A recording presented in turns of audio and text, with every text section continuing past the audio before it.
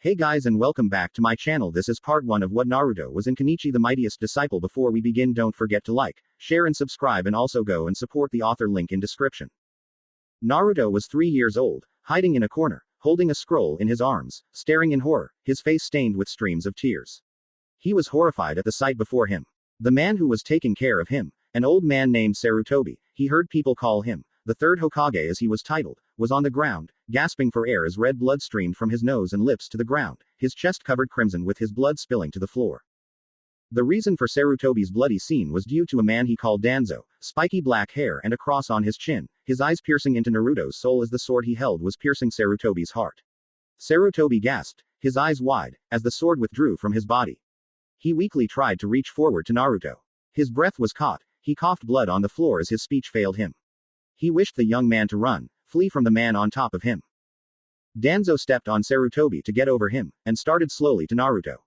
He held his hand. Give me that scroll, and your death will be painless. Naruto was scared, his body frozen against the wall, his small hands and fingers clutching the scroll fiercely in fear. Danzo raised his sword again, and glared. Give it to me, or die. I will make you suffer. Only the true Namikaze heir shall have it, not some demon. As Naruto clutched his eyes shut, Danzo swung. His first slice cut Naruto's arm. Naruto dropped to the floor, still clutching the scroll as his arm already started to heal. He stared in horror as Danzo came up for another slice. Naruto looked at Sarutobi, weakly smiling, his eyes dim. Sarutobi spoke one word, survive, before a sudden flash of blue erupted around Naruto, and he vanished. As Naruto was nowhere to be seen, Danzo looked behind him, seeing the old man with a hand seal. Sarutobi chuckled weakly. You lose. His world came crashing to an end, as Danzo stabbed him between the eyes, the sword killing him with a swift cut into his head. Danzo huffed, pulling the sword. Fool, you could have sent him anywhere. Even the afterlife, with all the chakra you used to get him out of my sights. A final whim, with which could have easily killed the boy. I won't stand for that weakness, or stupidity. The world is glad to be rid of such inadequacies. Danzo went to finally claim his rightful rule. Unknown to him, Naruto survived, but not in the way he would imagine, and nor would he find his death at the doors he would pass through to take his rule, for his traitorous actions would cost him his life. XXX with Naruto XXX. Naruto was crying, alone and scared. When the light vanished, he was suddenly in a place as different to Konoha as anyone could imagine. Buildings that were shiny and glaring from the sun hitting it, smaller trees and more houses than he could count. As he held his scroll, he rubbed his arm. The cut was mostly healed, but a dark red scab was barely formed, all along from his shoulder to his elbow. It glowed red as it stung. Naruto hid in bushes as people passed by. There were so many people walking and talking about, in clothes that were very weird to see. As night came around, he started seeing less people walking around, but still a lot, and the lights from the metal poles were bright all over the place. He started coming out and just walking, hoping to somehow get to a place that seemed familiar, or maybe find a place to get some food. He was very hungry. Naruto was only 3, he barely knew how to talk, but also had trouble understanding some things. As he wandered, he found a place that had a delicious smell. When he went in though, he had a lot of adults yelling at him. He just wanted something to eat, but they yelled and were trying to push him around. As he was being pulled by one guy, Naruto just snapped and slammed a shoulder in the guy's knee, and the guy let go to grab his knee. Naruto just bolted out the door through the kitchen. As he dashed through carts, he had accidentally got his arms and legs caught by sausage links for the customers. As he ran out, he just sprinted. Naruto ripped some of the links from his legs and ran out through the alley as fast as he could run, which some of the adults were having trouble catching him. When he saw a high fence, he just did as he seen many in his village do from outside the window, and ran right up it.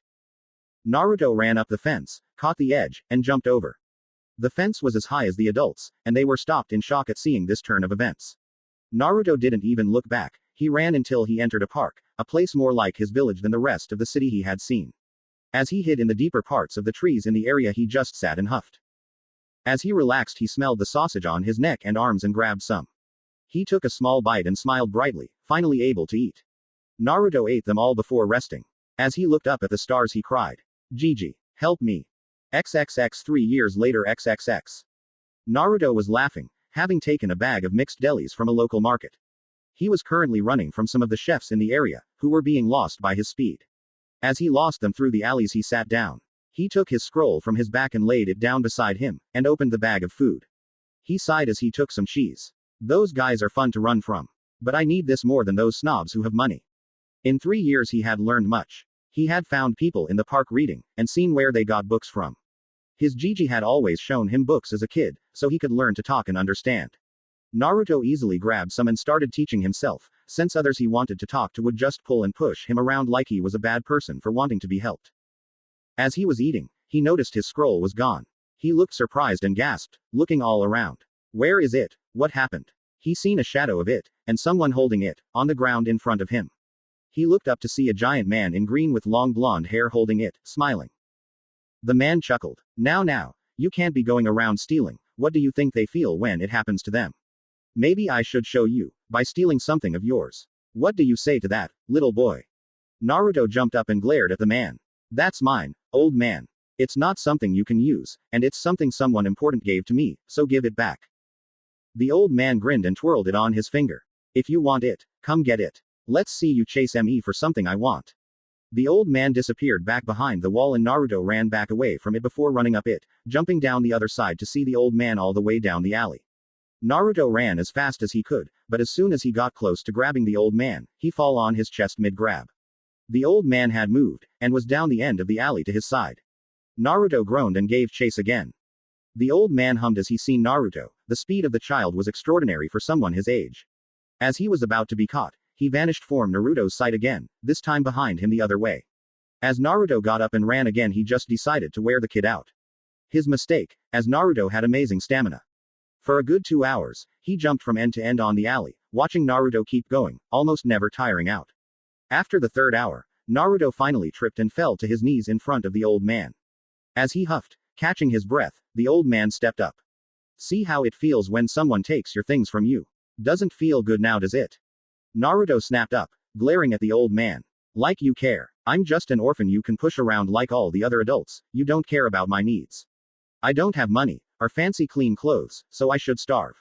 Gigi told me to survive, so I will survive. Now give me back my scroll. Naruto stood up and started punching and kicked the old man's legs. He wasn't getting anywhere though, he knew it, but he still fought to get his scroll back. The old man was amazed. Impressive speed, ungodly stamina, and a fighting spirit to admire with a fierce determination to boot. He seen in the boy everything he was when he was young. He chuckled and put his free hand on Naruto's head. What's your name, boy? Naruto huffed, stopping. He glared at the man. It's Naruto. Naruto Uzumaki. Like you care, old man. The old man handed him the scroll back. As Naruto grabbed it and held it away from the old man, he had knelt in front of Naruto. But I do. And the name isn't old man, it's Hayato. Hayato Furinji. What would you say if I told you I could give you a home, a place to get food and shelter, as well as clean clothes and a chance to bathe yourself? A home, a good one. Naruto huffed. You're lying. No one's given me a home, why would you? Hayato smiled more, offering his hand. I promise you the truth. And I offer a home for you because I see in you what I was when I was a boy. What do you say? Naruto was skeptical. No one ever offered help, all they did was yell at him and scold him for being a runaway or whatever. He had to admit, he was getting tired of stealing and having to run for his life, it was hard work, and he hated hurting people. He had no choice, but it wasn't something he enjoyed. All he liked was the exercise, making sure he had the ability to survive from those who sought to hurt him. After a few minutes, and seeing the warmth of the old man in front of him, he decided to give it a try. He felt safe, like he did with his Gigi who raised him before being brought here. He lowered his guard and took the hand offered. Okay, but you better not be fibbing, old man. Hayato nodded. I promise, I am telling the truth. Come, there's a few people I would like you to meet. I have a granddaughter about your age, she would love to make a new friend. And I have some friends of my own who are kind and strong, just like me. Naruto hummed, still not believing it. Though, as they came up to a young girl who had the same blonde hair as the old man, long and with the same long bang, he had to admit, she looked cute. He noticed she had a GI, kinda like those who he seen training in some kind of fighting thing, and on it was a cat toy badge. She turned noticing them and she pouted at the old man. Gigi, you are late again. You said you'd be back hours ago. And who's this? She noticed Naruto, but what she also noticed was everything about him. The old man taught her to view all details of everyone she meets, whether they be friend or foe. She could see his dirty clothes and unwashed face, she figured he was an orphan just running around. She seen his eyes, although dull from lack of good sleep, they were bright, full of determination. His body was presented with fear, as if he was anxious of something bad to happen, but also toned, like he had some kind of athletic skills. Besides all that, she noticed his whisker marks on his cheeks. Although the rational part of her mind wondered if they were real or just dirt, she went into kitty appreciation mode suddenly, as she came up in energetic surprise. She started touching the whisker marks as her eyes sparkled. Oh, so cute, like a kitty. Naruto was shocked by the sudden outburst, but as she started playing with his cheeks, he brushed her off. As he pushed her away, he rubbed his cheeks. Hey, stop that. It's my face. Deal with it.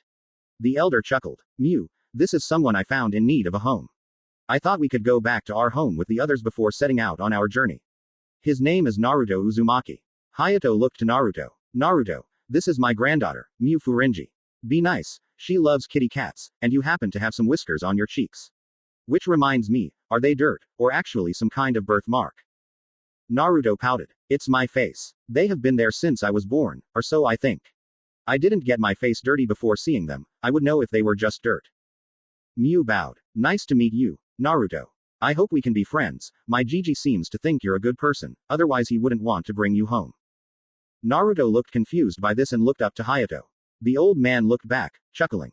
You have a good spirit, even if you are rude sometimes. I can tell just by looking at you, I see myself in you after all. Come, let's go back to the dojo. Naruto was confused by this. A dojo for a home. It was surprising, but seeing them both in traditional garments, and Mew in a GI, it made some sort of sense, but it was still weird. As the trio made their way to the dojo, Naruto was impressed by the love from Mew and the old man, how they cared for each other. He didn't get her everything, as he seen when they passed a pet store. She wanted a kitty so bad, but he said no, and that they needed to go around the world, not to mention going home to give Naruto a place to live. He felt their warmth and carefree attitudes, and was relaxed. Naruto felt safe, and finally able to relax and let his guards down. As the trio got to the dojo and home of Mew and Hayato, Naruto was impressed by it. It had large tall walls, and something akin to what he was born in, traditional and tile roofing and everything. They came to the door and Naruto was quite surprised by its size. It was bigger than any gates he's seen in books. Hayato looked to Naruto. Here we are, ready to meet the rest of our family. They may not be really family, like relatives, but they are family in our hearts, as family should be. Naruto read the sign above the gate. Ryazanpaku. What does that mean? The elder chuckled a little before answering. It has a few meanings, but the one we create for ourselves is the place where ambitious, strong, and great people gather. It is, to us, where the martial arts are truly honored, and practiced to their true potential. And if you are willing, and desire such, you can learn from me and the others here in our great talents of martial arts, and live the way of a true warrior, and honorable fighter. Naruto was confused by this. He seen people practice how to fight and everything, and he read that martial arts meant the art of life, or of death to some. He wondered what it meant to the old man he was with and his granddaughter. As the old man touched the door, Naruto thought it was a joke to push it open with a finger, as if the old man was either toying with him, or trying to be macho. Naruto had to admit, the old man was big, and very tough looking, so it could be pushed from him. But to his shock, as his mouth dropped to the ground, the doors did not push open gently, but snapped wide open like it was a rubber band on each door tugging really hard. Mew giggled at that. Still got it, Gigi. You need to teach me how to do that, I can barely budge it. The two started walking in, and Naruto was just floored. Seeing how strong the old man was, it was breathtaking. Naruto even tried to move the doors after they started walking, to see if they were trick doors, but found they were real, and heavy. Naruto followed when called in and was quick to see two men and a young woman inside the huge dojo, one man standing in front of the young woman, and the other with a camera drooling. The old man grabbed the man in green robes by the head and lifted him up, grabbing the camera. Sorry, Kensai, but no dirty pictures for you. Naruto was confused by this as the old man crushed the film from the camera and gave it back, the man being set down and now crying over his lost film. What's so bad about pictures? Kensai looked at the boy and was back to business, no more tears as he looked at the boy. And who might this young one be? Hayato, you're not thinking of us training children like you are doing with Mew, are you? Hayato chuckled a bit, rubbing his beard. Not right now, but soon. He needs medical treatment, a place to sleep, and a good bed tonight after some supper. After he's back to a healthy diet, he can begin training. The man with the woman started moving, and to Naruto's eyes, it was all a blur as he and the young woman just started moving around. Sometimes he would see glints of metal, or clashes of body parts being heard, but otherwise, it was too fast for him to see. Kensai hummed as he looked the boy over. He looked back to the fight in front of him and started talking again. I don't think training a child is a good idea, elder. Especially since the last person we trained was a failure. The elder looked to Kensai. I told you, he had a darkness inside him. You trained him, even after I told you it wasn't going to end well. Now, I suggest a young man to be trained, and you refuse.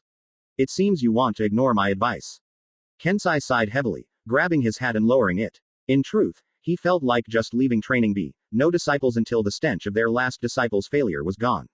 But ignoring the elder's warnings got them into that mess. So if they followed his advice now, would it be a success? He did wonder. The boy seemed awfully athletic for his age. As the fight in front of him came to a stop, he seen the man with a few rips to his clothes, and huffing. He seen the woman breathing heavy, but through her nose, trying to keep her breathing steady as her arm and leg seemed to be numb and unmoving. All her weight on one leg, and her sickle in her working hand. The kunai was on the ground, as were a few small weapons, such as nunchaku and even a ball and chain. Kensai stepped up. I think this one's over, Akisame. We have a guest, someone the elder wanted to bring here for a home, and for training. Naruto didn't hear the whispers before, but he heard this. Training. For that, you gotta be kidding me. There's no way I can survive something like that. Seeing the damage on both the man named Akisame, and the woman with him, he didn't want to know what training under them was like. Akisame and the girl looked to Naruto. Akisame seen the potential in the boy instantly, like his own was when his master saw him. He stepped up. For the martial arts, training can be rough, but we would never make anything deadly. We follow the way of life, where we practice our moves, train our bodies, and hone our skills in our respective arts, to keep our traditions, and all who would learn them, alive. To us, the martial arts is not a hobby, but a way of life, for it is the art of life we practice. Naruto blinked, surprised by this. The man spoke very big weird words for him, and that confused him, but he understood the last bit. They were for life, not for killing. He hummed and crossed his arms, tilting his head. I am still unsure about training here. But I guess I could give it a shot. But only if the old man is telling the truth. Kensai smiled and knelt in front of the boy. He is. You have a home here, even if you are not our disciple. We will honor that commitment, even if it means our lives are at stake. That I promise you. Hayato chuckled as he seen everyone getting along so well so far. I think introductions are in order, don't you? Akisame stepped up, and looked to the woman. After nodding and gesturing her to come over, she did so, limping a bit. With a quick pinch of the arm and twist of the leg, she rolled her limbs like nothing happened, all normal. Kensai stood up in front of the boy. My name is Kensai Ma, I am the Grand Master of all Chinese Kung Fu and Kempo. Anything to do with love and martial arts, I am the one to talk to. Akisame patted his mustache a bit before bowing. I am Akisame Ketsuji, a philosophical master of many arts. Be it the martial art form of Japanese jujitsu, or other arts, such as painting, sculpting, and many more. Questions about history, philosophy, or learning of any kind, as well as martial arts, you can talk to me. The woman was silent a bit. Akisame sighed as she just stared at Naruto. You can start with your name and age, at least. The woman quietly spoke, looking away a bit. I am Shigeru Kasaka, a weapons instructor. And student. I am, age 13, and still, trying to become, a grand master, of weapons. But anything to do with weapons and stealth, I am free to talk to. Naruto was confused by them all, because he didn't know about love, and didn't know why Shigeru was talking so weird, but he accepted it. He bowed. I am Naruto Uzumaki, and I am ready to finally have a home. Thank you for your generosity. Hayato looked to Mew. Mew, show him inside, you know where a free room is for him to stay in, give him the tour as the adults talk. Mew agreed and pulled Naruto along. As they went off, Akisame took off his GI top, and Shigeru grabbed it. He looked to her and she stared back before he finally let it go.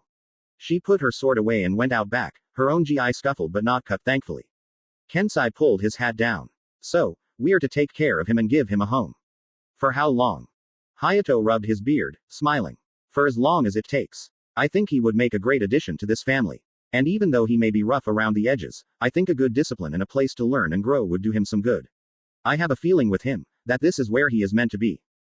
Akisame looked to Hayato. And that scroll, do you know what that is? It's old and ragged, dirty as well. He must have had it for a long time, but why?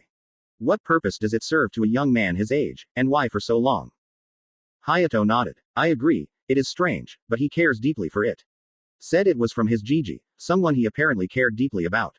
Whoever it was, he must have died, or left him on his own. We can find out later. Maybe the scroll itself has some answers, seeing as it has never been opened. Kensai sighed. I suppose it could give us answers, but I don't know if it's going to be easy getting it from the boy. He is attached to it. Akisame looked to where Mew took Naruto. Whatever is in Naruto's past, we should be wary. Even if you brought him to us, we can never be too careful with training someone in this gym. Who knows what he will grow into? Hayato took a deep breath at this, closing his eyes. The two were deeply scarred by their failure, the man they trained turning to a dark path they tried to train him out of was a blow to their souls, and a taint on their forms of martial arts. He knew they were still fresh wounds, but he didn't take this, or the boy, lightly when choosing how to deal with all this. Whilst I agree, we can never be sure what will happen to those we take in, we can do our best to give them care and treat them kindly, even when the training gets tough. How we train them, how we treat them, and how we show them what we feel is what makes them who they become in the future. Treat Naruto with care, and train him respectfully, as well as with a careful pace, and I feel he will become a great man, who will do great things. The two agreed, and Akisame smiled. He felt good about this. Even if his former disciple with Kensai failed, this boy had a different look in his eye, a curious eye, one that spoke about life, survival. He obviously knew the potential death had over people. That scared him, somewhat, as the boy had the look of someone who knew about death. That made him think about this. Gigi, the elder said he cared about. Was it possible he died? And how? Was it natural, or was his fear the boy seen a murder founded? He would have to find out somehow, no matter what. As Mew finished the tour, and Naruto said goodbye to her and the elder, who said goodbye to everyone, and left, she looked back to Naruto, slightly worried, and slightly sad. She already missed him. As they took the tour, he laughed a bit, liking the jokes she made of Kensai and Akisame she saw before she was to go around the world.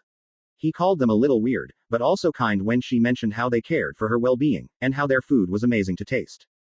She missed him already, as she walked out the gate. Her grandfather looked to her. Do not worry, Mew. You'll be back within the year. You won't go more than a year without visiting him, I promise. Did I find you a good friend? Mew smiled brightly and nodded. Thank you, Gigi, he is a very good friend. Please let us come back soon. As he laughed and she smiled, they knew he was going to be in good hands, Hayato himself feeling good about his future as a martial artist. What he didn't know, however, was his talent, his eagerness, and his dark secrets pushing him to be the future of Ryazanpaku. Hayato knew his future would be great, but what he didn't know was how dark the paths in front of him would become, be it from future enemies, or from the dark secrets not even Naruto himself knew about. XXX age 9XXX. Naruto was groaning a bit, exerting a large amount of energy from his training. It was day 10 of the real training, past lunchtime, and all he has been doing was the same stuff he had, just a few more extra exercises.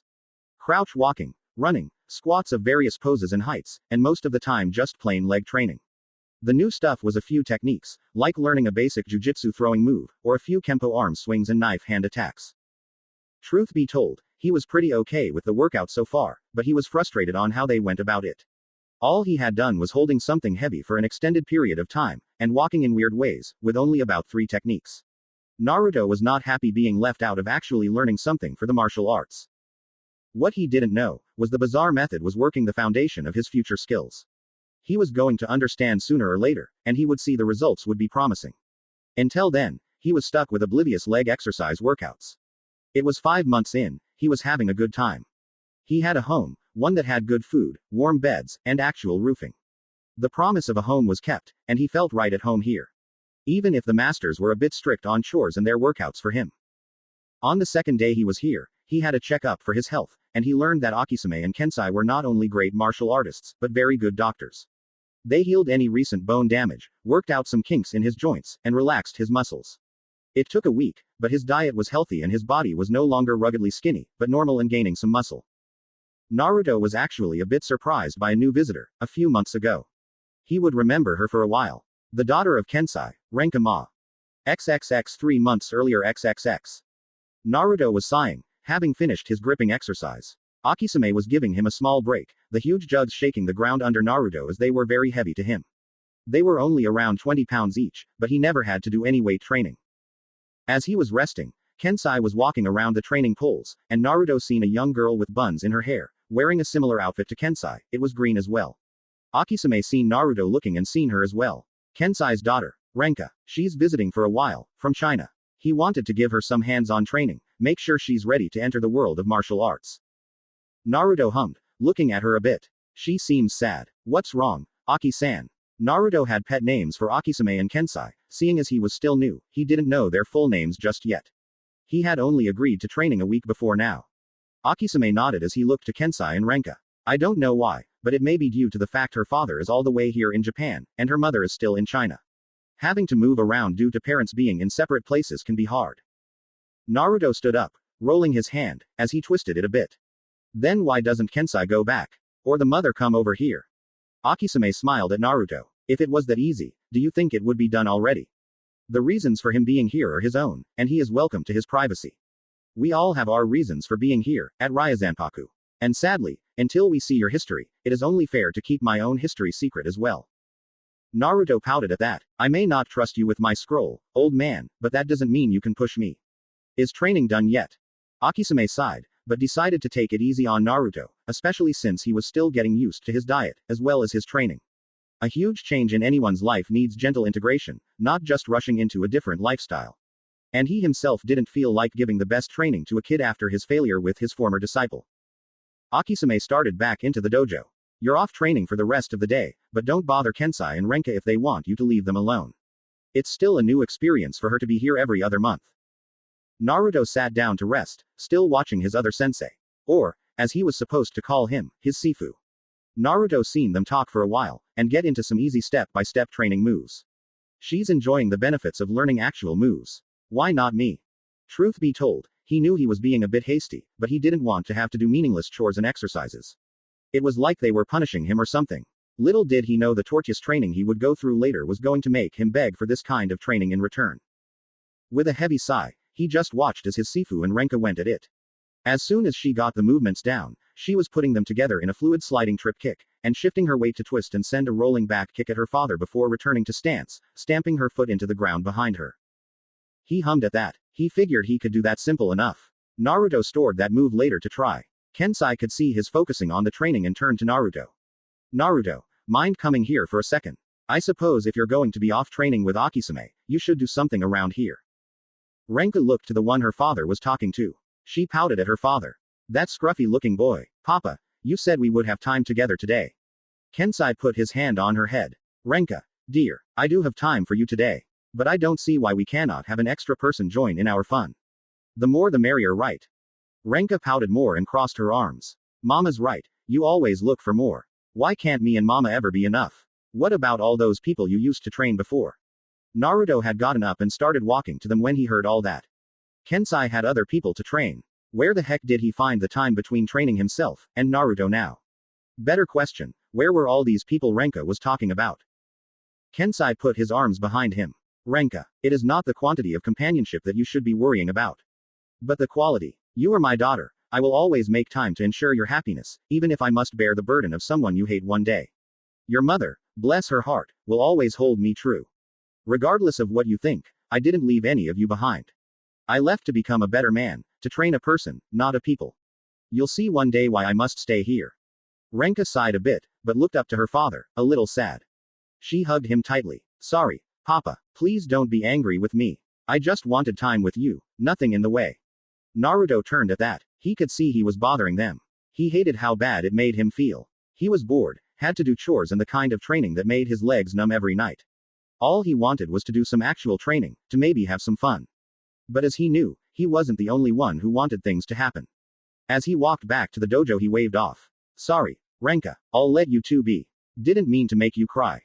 In truth, he didn't understand what him being there was making her cry for, but he knew she was sad when he came over. So instead of causing any more trouble, Naruto figured he would just go and explore the dojo a bit. Maybe find Shiger. She had come over the other day after a week of being away, and she hid around making him go crazy on if she was actually there or not. How did you know my name? That made him stop. Renka had asked a simple question, but he was shocked she was even talking to him after she was adamant on him going away. Naruto looked away sheepishly, grinning nervously as he rubbed the back of his head. Well, Akisame-sensei told me your name when you came in, because I was curious who you were. Renka pouted a bit but looked to her father. He nodded to her and sighed. Well, I guess, I can allow training together with you for today. But only today. I want Papa all to myself. Naruto blinked at that, but smiled. He nodded and gave a small bow. Thank you, Renka. Kensai smiled and started training the two. Seeing their movements match, he knew they would be very strong one day. As the day went by, Renka was impressed Naruto was keeping up.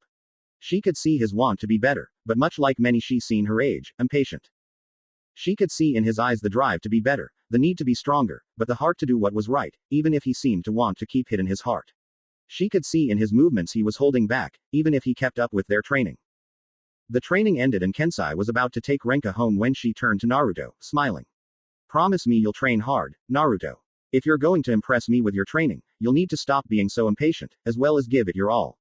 As Mama taught me, the martial arts deserves your full attention and respect. Kensai smiled with his daughter and looked to Naruto.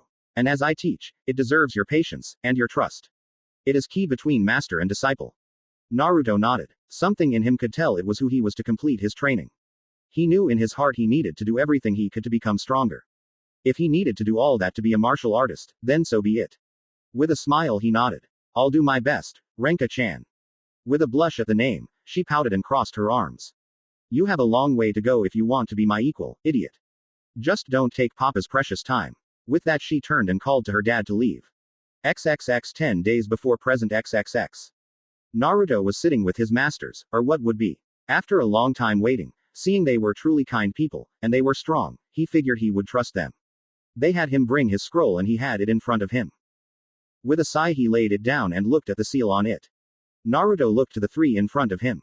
Okay. This thing is strange. This thing is something I know of, but I don't know if how I think it opens is right. This thing on the scroll is some kind of lock. I seen my Gigi cut his finger and slip blood along it, and suddenly the scrolls opened. That's all I remember of this lock thing. Kensai and Akisume looked to each other, but they did have an idea on what the lock was. Kensai looked to Naruto. This lock you are talking about is some sort of seal. Some sort of family trademark symbol. It's not really locking the scroll, but just holding it in a wrapped state. Akisume reached for it, but stopped. He looked to Naruto, who frowned a bit, but nodded. Taking the scroll, Akisume tried to open it, tear the seal, but nothing happened. The paper was really thick and strong, especially for something so big. He didn't know what the paper was made out of, but he knew the wood it was around was oak. Failing, he gave it to Kensai. The Kempo master tried to find a way around it, and even had Shiger give him a knife. The knife couldn't cut the seal, it was solid as a rock, and stuck faster than any kind of super glue he knew of. Blinking he looked to Akisume. Should we try the blood thing? Shiger shifted a bit, looking down.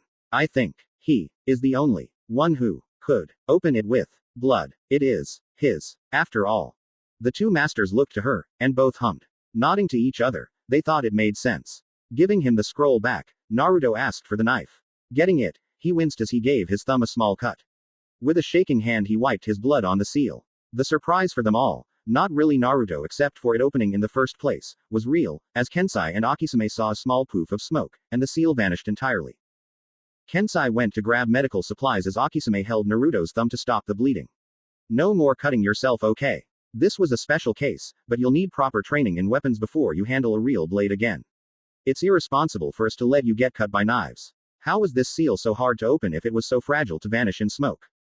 Naruto looked to Akisume, pouting. I told you, it was a lock. My Gigi opened two things like that with this kind of lock. Happy now.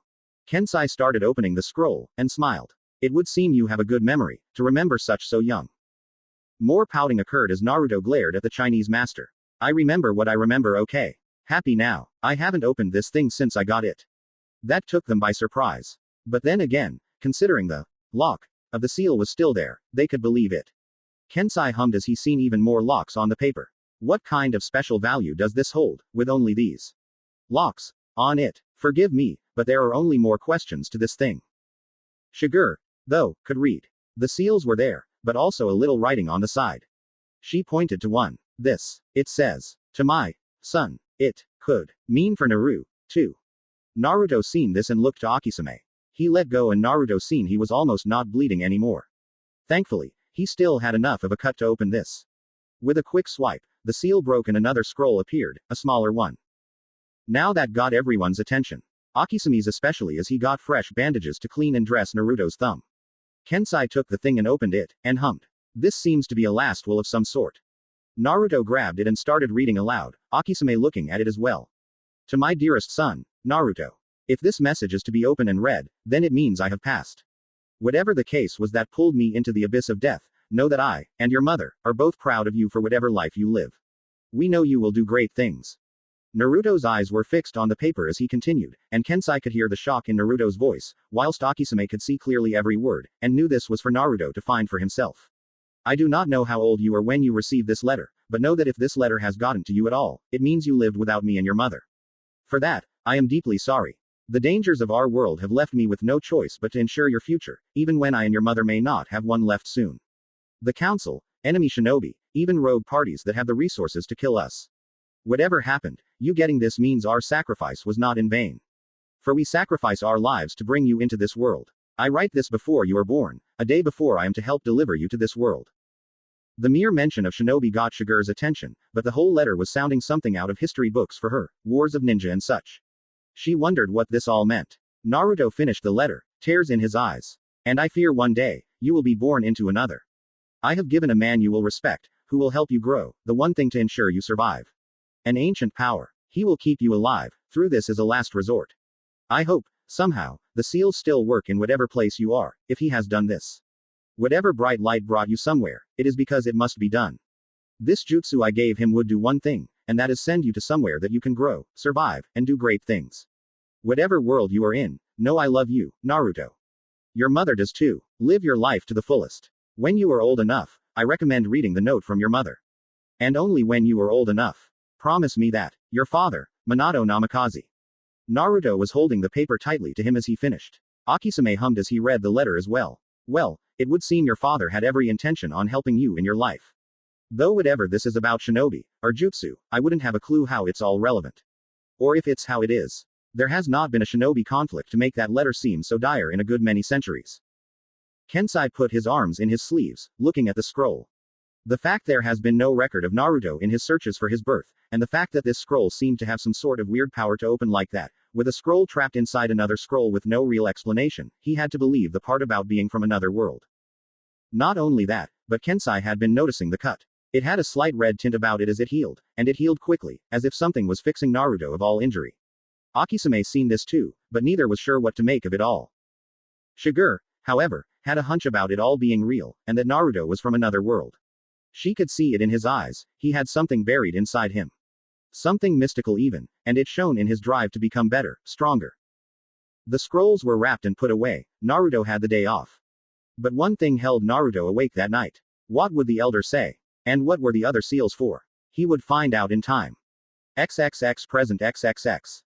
Naruto was finishing his training for the afternoon. Mew was watching as he was working on his lower body training, still. As he finished when the timer went off, he saw Mew clapping, smiling. Wow, you're really getting there. I bet you'll be twice as strong next year. It was true, he had only just begun his real training, but he has been exercising, doing build-up training, to get there. These were some of the first things he did before being allowed to train. The other thing was trust, and he had given that with his scroll. Taking the stuff off, he noticed none of the masters were around. Weren't the masters supposed to be here by the timer going off? They were supposed to talk about that scroll, but it shouldn't have taken an hour. Mew hummed, looking up and putting a finger to her chin. I think they should have, but I guess they had other matters to attend to. Getting a small playful smile, she looked to Naruto. Wanna sneak up on the meeting? With a nod, Naruto followed Mew to the meeting. One thing Naruto wanted to know as well, was the new master that joined the dojo. He was a big burly man with dark skin, and he came home with Mew and the elder the other day. His name was Apachai Hopachai, and Naruto wondered about him. He seemed dangerous, he had a feeling of dread whenever he was around the man, but also a sense of safety, of kindness and care. It was a big tear between two things he felt for the man. As they came to the door and listened in, they could hear the meeting. The elder hummed as he looked at the scroll again. Well, it certainly looks and feels authentic. And you witnessed it just come into being from thin air. Many questions lie around Naruto now, but I suppose this answers quite a few. Whoever this Minato is, he was very intelligent, able to understand dangers, and ensure, somehow, to reach his son in a dire time. I would suppose whoever this fellow old man Naruto cares for is the one who used this, as it says, jutsu, and sent him here. I suppose we must thank whoever it is that Naruto is safe. I am glad to have found him, because it seems it has helped him walk a better path than what he would have, as a street thief. Naruto pouted hearing that. He needed to survive, so he stole. But he didn't want to, and everyone else just wanted to hurt him or use him. So he went his own way, and needed to survive somehow. He wasn't going to be given charity. The new master here spoke up. Appa, he was a street thief. But why? He seems such a good kid. He grows strong and brave, I can see how good he has become under the other masters here. Appa, maybe Apachai can train him too. Akisame chuckled briefly. We will have to ask, but I don't think he will object. He wanted this training, and it is only fair he gets to taste every art in the dojo. Shigure's voice rang through as well. And soon I will teach him weapons. Once I am Permit Ted. Hearing them talk about him in such a way, Naruto didn't know whether to be scared, honored, or just plain embarrassed. Mew giggled though. Sounds like they have finally made up their minds. With a weak grin he could only nod, hoping things worked out for him. However, he would soon learn that Apachai's training was no cakewalk. It would be the toughest of his training to come. XXX 2 years later XXX. Naruto was on the ground, unconscious, again. Apachai's sweat dropped as he had knocked Naruto out cold. Again. This was the thousandth time it's happened by now, and Mew, who was back from traveling the world with Hayato the Elder, her grandfather, was berating him once more, when only just getting back that day. Apachai, you have to stop hurting Naruto like that. He can't get stronger if you keep almost killing him. Apachai looked sad, coming to Naruto and tearing up. Please don't die, Naruto. Apachai will get better, I promise. Please be okay, Apapa. A scoff was heard as the elder, watching with slight amusement, looked to the source of it. A gruff man with a leather jacket, and a scar on his nose, looked unimpressed. This all he is like, old man. Really, you said this dojo was the greatest first masters. All I see is a weak disciple. The elder chuckled a little. You will see later today, I assure you. Besides, you didn't come here to train a disciple, but to get stronger as a martial artist, because you chose the path of life. Katsujinkan. Am I wrong, Sakari Shio? The man named Sakari just scoffed harder, turning and entering the dojo. Don't act all high and mighty, old man, it's not like I had a choice. In truth he did, and he chose this. He put on a tough guy act, but was conflicted. Seeing the kid show such potential, and so strong at such a young age, it reminded him of another. But also in a different way. One last look to the kid as he came to and sat up, wobbling, he frowned deeper. Who am I kidding? This kid ain't got another year in him like this. Turning and walking away, the elder rubbed his beard, laughing heartily. 2 days later, as Renka was coming for her weekend training, Kensai pulled Naruto aside before the day had come up. Sakari was trying, and failing, at spying from behind the door, to better figure out what the kid was like, seeing as he's managed to train incredibly at such a young age. Kensai smiled as he looked to Naruto. This will be the last day Renka is going to be here. I think it's time for you to finally show off some of your skills. Before the day ends, you two will do what most disciples together do, and that is spar. Fight each other. Naruto pouted at that, but she got so much more training than me, she knows more than I do when it comes to those special tricks. Kensai's eyes gleamed a bit. Remember the lessons a week ago. That weird contraption. It was a tall thing, holding Naruto up against the ceiling of the dojo. It had him walking a specific way with his legs kicking to progress, and it felt weird at first, but it was something that made for a special move he was told. Kicking one leg, the same side arm thrusts upward, putting every ounce of momentum and strength from the grounded stance into a single palm strike. The Chinese master, and Akisame alike, both started seeing Naruto as the best disciple to come, and both warmed to the young blonde. They saw the error of their ways with the last one, and went to extremes to not give Naruto overconfidence, but made sure he knew he was progressing, and they gave him their all when it came to building him into a great martial artist. Naruto nodded as he remembered the exercise. Yeah, that weird palm thingy. But what does that have to do with my fight with Renka? Kensai smirked a little. Use that move, but focus on the movement, rather than how you move. Because that move will be your strongest blow. Naruto was skeptical, but he nodded, sighing. Alright, Sifu, I'll trust you. Later that day Renka and Naruto were in the sparring room, and both got into a stance. Naruto took the traditional jujitsu stance, as Renka got into Tiger, one of the only two stances and styles she knew moves for. With a quick drop of the hand from Akisame, the fight started. Renka yelled out in attack as she got close and went for a claw attack to the ear. Naruto swiftly caught the attack and pulled her in, kicking at her foot to catch her off guard. It didn't work, as she used her back leg to kick his to the side and grabbed onto his arm, twisting it and prying it off her own. Before she could continue, he switched to the only style he knew of from Kempo, and slid against her, shoving her with a heavy palm strike. Catching her balance, Renka put a hand to her chest, where he had hit. Naruto got into a narrow stance, but one that would be one of his best. An open hand up in front of him, and the other by his side, he faced her with a forward-leaning stance. Renka didn't recognize the stance, but knew it was something she didn't learn yet. With a frown she looked to her father. Papa, you can't teach him something I don't know. That's unfair. Before Naruto could ask what was going on, Kensai smiled to his daughter. He doesn't know Tiger, and he needed something different. Can't train properly if both of you know the same styles. Don't worry, you'll be learning from your mother everything. Renka pouted but returned to the sparring match. With a quick rush, she attempted to grab onto Naruto with both hands in claw strike position, but Naruto stepped to the side, and went for a knuckle strike into her side. Having failed to grab onto him, Renka switched her position and blocked the strike to her side, grabbing his hand and thrusting a heavy claw strike to his chest, dragging her fingers in a downward motion, making him bend down from the force. Grabbing onto his back, she lifted him up and raised a knee into his chest, making him fall back on the mat.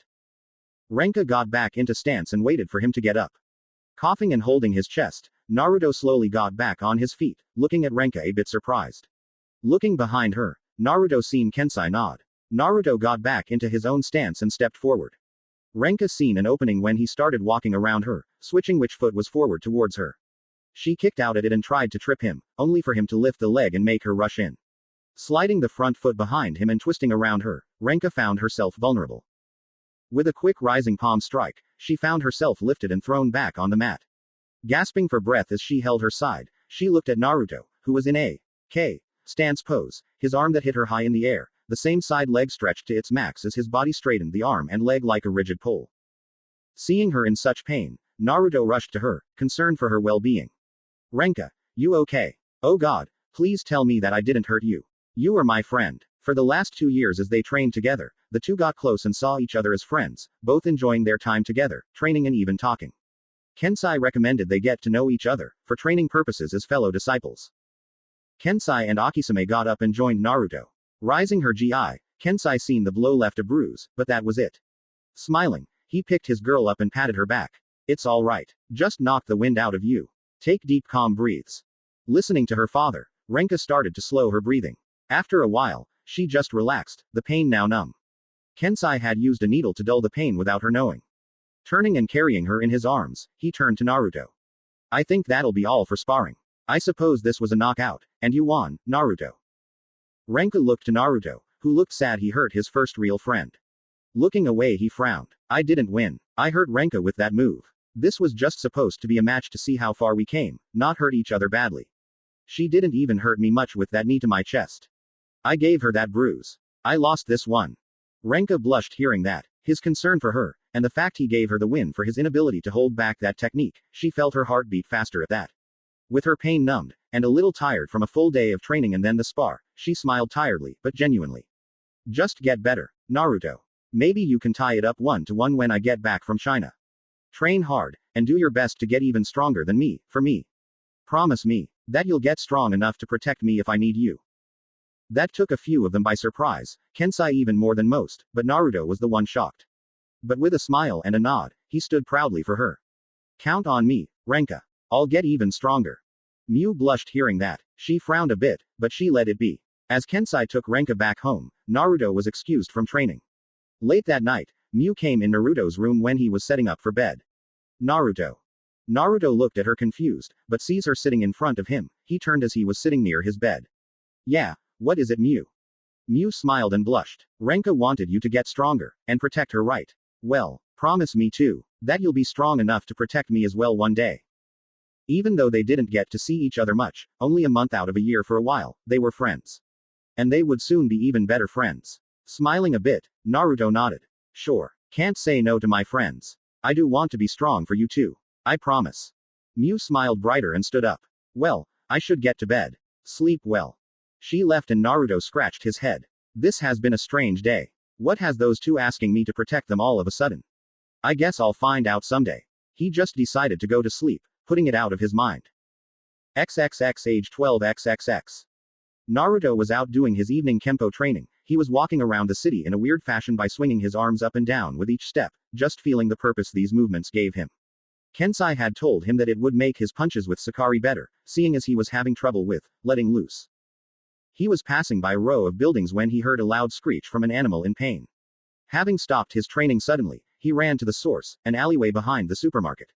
A girl was face to face with a dog, and a black cat was in her arms, what looked like scuffed up fur and maybe a little bit of blood, but definitely knocked out.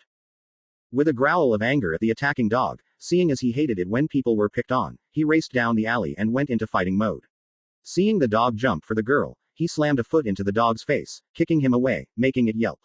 He didn't bother looking to the girl, but he had to ask. You all right? The girl was crying, holding the cat in her arms. Noir's hurt, I have to help him. Seeing the dog get back up, she gasped, pointing to it. Look out. Naruto was ready and grabbed the dog's head, twisting to narrow himself between the paws trying to tackle him, and bent back, twisting the dog around and over him before throwing him into a trash can. The dog shook as it got up on its legs again, growling at Naruto as its back leg seemed to wobble, hurt from the trash can. Naruto glared back at it, stomping a foot to the ground and looking intimidating. Shoo! The dog limping and ran out scared at that, feeling the desire to run rather than fight. Naruto turned and grabbed the girl's arm and helped her up before taking her to the nearest vet. It was a couple blocks off, but they got there. The girl gave the cat to the vet and he went into the back room, making sure it was okay. Naruto saw the blood, and knew it had been fighting a big dog. He didn't have the heart to stay, seeing as he didn't want the girl to blame him for not being able to save her cat in time. The girl heard the bell and turned, seeing him start to go, and grabbed his shoulder. Wait, thank you for saving us. I don't know if he will make it, but he has a chance. And if you never came, I would be gone too. Please, tell me your name. At least before you go. Naruto debated that. He didn't want to be held responsible for not making it in time to help if the cat died. He sighed and just spoke, not turning. Naruto. And with that ripped himself from her grasp and started running. She gasped as he managed to get away and watched him run off into the distance. After running so fast, he got far enough away and looked back, frowning. Sorry, I had to run. I can't handle if I couldn't save a life. I need to be stronger. He started doing his practices again as he returned to Ryazanpaku, wanting to get even stronger to actually help people next time. In the clinic, it took a while, but the doctor came out and the girl came to him. Is he going to be okay, doctor? The doctor looked at her with a pause before putting a hand on her shoulder. She looked down a bit, but he smiled and chuckled. She'll be fine in 2 days. She got a bite, but no bleeding, but she is bruised up, with a cracked rib. Another minute and she'd have not had this chance. You saved her in time. It's a girl cat. Did you not know? Kasara blushed a bit, looking down. Sorry, I kind of only got her recently. And with the attack from that dog, I was just panicked. Guess I need to remember better. He chuckled and told her not to worry, he would put a cast on the cat and make sure it was better. The girl smiled and turned to the door, a tear coming down her cheek. Naruto. Thank you. You saved my beloved cat. If I ever meet you again, I will personally show my gratitude, if my name isn't Kasara Nanju. Sitting on the roof was Sakari, humming as he listened in on that, and watched Naruto down the street. Popping a can of beer he drank up. Guess the kid's got an admirer. Wonder how those other two will take it. He jumped down to the street and left to go get more beer. A few days later, Kasara was home, and was in her room, petting Noir. She hummed as she looked up some things on her computer. That Naruto character was a fighter. Apparently he used some kind of karate. Maybe I can learn some. Looking to Noir she smiled. Maybe I can protect you next time around, that sound good. Thinking back at how he fought, and all to save her and Noir, she knew he had to have been a martial artist. Yeah, I should definitely learn some. If I train hard, maybe I can be as strong as him. She didn't get a good look at his face, he never directly looked at her, and she was too busy panicking over Noir to really check him out. But she knew he had blonde hair, and she could swear his eyes were bright sky blue. Smiling, she started looking up schools. I want to thank him properly. I'm sure if I learn how to fight, I'll meet him again. People with common interests always find each other after all. Besides, blushing a bit, she remembered those eyes, how strong, but soft they looked. He wasn't too bad looking, from what I seen anyway. Maybe he's single. Naruto jumped on top of a fence post in an alley and looked behind him to see Mew coming up next to him soon after. He grinned. You're getting slow, Mew. Come on, keep up. He jumped over a creek, landing on the next fence. He was so excited. Since Naruto turned 16 he was able to go to school now thanks to the elder. Mew was 2 since she was 15 now. Mew landed next to him, pouting. No fair, you know I am not as fast as you. Naruto just grinned. Truth be told, he wasn't totally faster. She took the high road a lot, making the resistance she had to take much more against her. She had no footing in the air, so she couldn't push herself ahead by force. Naruto on the other hand was way close to the ground, giving maximum force against the wind and breaking a speed record along the way. Mew let gravity enhance her strength in fighting, whilst Naruto's natural muscle and enhancement through training it was strong enough and he used the earth as a footstool to gain the speed needed to strike. The two were a total opposite in fighting. One was fast, the other strong, one flew in the sky, another rooted into the ground. One was a woman, the other a male. She was a Do fighter. He was something else entirely. Back at Ryazanpaku elder sat with Akisame outside, playing some Othello. Akisame placed his piece, smiling as he was 1 point ahead currently. How were the mountains? He was referring to the extra training the last year. The first trip up to the heart of Japan was a flop. He only grew in peacefulness and serenity, and that lifted his spirits once more, but he still didn't accept praise or being told wrong, just worked harder either way. He was a much more energetic and fluid fighter, as well as more into his ethics of training. He thought Naruto needed one more trip, but even further in this time, to the very spot he was born in. Naruto found his type. Elder hummed as he found a way to explain. Naruto told me, as you let him borrow some books, he read about a certain philosophy. Akisame was a bit confused on that. He never thought Naruto took an interest in any of them. Elder continued. In a very old book. You see, it explained in detail the yin and yang. Akisame smiled. The colliding and balancing forces that flow together to create order. Elder nodded. But, that is not all. It also introduced a third energy. Yi. Akisame stopped his hand from placing the piece he had currently. He looked up at Elder. The natural flow that not only balances the other two, but also flows with it as an individual energy dependent on how the outside affects the inside. Elder nodded again. That once lost theory of balance in the universe is lost to the major population, but it is more true than just the two. Even in the martial arts world. Sei and Do, yin and yang, black and white, good and evil. But the third energy, Mun, Yi, green, and truth. This third type of fighter comes once every 1,000 years. To think he is that kind. He will grow more powerful than any other. I taught him all I could about the Sei and Do. But Mun is the only thing I don't know. Truth be told, he did know Mun. He was a Mun fighter, knowing both Do and Sei, but Mun had to be learned and experienced as an individual fighter. The training for it had to be done by oneself, not by a master. Akisame placed his piece and smiled. He will figure it out in time. I believe in him. Back with Naruto and Mu, they were at the school gates. I'm ready to start today. Come on, let's go to our class. Mu smiled and followed him. The day went well enough, but as things would go so perfect, Naruto had to wonder. What was around the corner? Normally things should go wrong in order to be normal here, or so some of his masters told. He was walking to his club activities, seeing Mu taking her tie to pick. He understood. Her last few activities in other schools didn't go well and she became popular. And that went south real fast. He took a basic, something he should go to thanks to the elder's guidance. The karate club. He was heading there when he saw a man doing something on a metal pad. He was about to pass him but the guy walked in front of him. Hold it right there. You're the new guy around here, right? Class 3A, Naruto Uzumaki. This is your first year in a real school, got decent grades in homeschooling, but failed to pass to the next grade last year. Pity. Naruto was patient with him, wondering what the guy wanted before returning to his walk. The guy grinned wildly, his ears growing. Let me give you a piece of advice. The karate club is very picky on who gets to learn anything. You don't look like a shrimp, but you are way too small and weak looking for them to even take seriously. Naruto finally got the maniac's game. He sighed. Whatever. Listen, if I were you, I'd not put anything in my way. You might get more enemies than friends. He walked around the guy but the man grabbed his shoulder in a grip. Not strong, but strong enough. Bad idea. Naruto turned, grabbing the arm and turning it off him before slamming the guy up and then down into the floor. The guy looked surprised and ill. What the hell? Ceiling. Naruto groaned. Sorry. He picked the guy up and walked away again.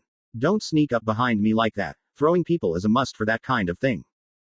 The man with pointy ears looked at Naruto's retreating form. I see. So that's how it is. Interesting. He snickered as he wrote the information down on his pad. Naruto, you interest me. I swear you will be excellent entertainment for me, Haruo Nijima. With that, Nijima was off. Naruto got suited and went in to see a big bulk of flesh pounding a fist into someone smaller and making him slam against the wall. Since this was sparring, he was forbidden to interfere in it. Which he was hating, since this was just wrong. It went on for a while, him staying back to watch them, and soon he was chosen for the next match a week later. He got up and the big guy was grinning. So, ready to know the rules of the ring. Here it is, you stand right there, and let me wail on you, or there's going to be some trouble. Naruto got into the stance they all took. Sorry, but this is a match, and rules of a karate match are that both of us fight, whoever wins, wins, whoever loses, loses. The guy looked confused before laughing hysterically, stepping up and standing tall. Naruto was tempted to punch him out, but he was honorable, he wouldn't strike unless struck first, or he got into position. The man chuckled over him. That may be the rules of the ring in normal matches, but the law of the world is the bigger man wins. If you have any sense at all, you will stand straight and wait for my fist and just take it. Or else I'll have to get you my GI all bloody. Karate is for the big and strong, not for weak little shrimp like you. Naruto clenched his teeth but he controlled himself. He knew these kind of lugs were never going to listen to words, only fists. But, what better to make the man get angry than to talk back? He stood straight. Really? Well, I guess that's how you see it. But truth be told, you are nothing but a thug, a low-life criminal using karate as an excuse for beating others into the ground. The guy hovering over him frowned. Then he smiled. Think you're hot stuff, huh, shrimp? I trained my ass off to get these muscles. The club was begging me to join since middle school, but you had to whine and beg your way in. Naruto stood still. He would not have his honor as a martial artist be tarnished with words. I signed up. They accepted. I didn't say a goddamn word. I never went below my body height when I walked or stood. Making your theory of me null and void. How about this? Match. Now. I challenge you to a real match. I win. You quit the club. You win, I quit. The man frowned before grinning ear to ear. Fine. This will be a piece of cake. It took a while, but everyone gathered, and the referee was the top member of the club, also known as Tsukuba. He raised a hand. Ready. Naruto nodded, and the other man snickered. Naruto got into his own stance, hand up in front and another by his waist. The other guy just stood there, arms raised. Naruto saw the hand go down and the guy in front of him rushed in with a sharp fist.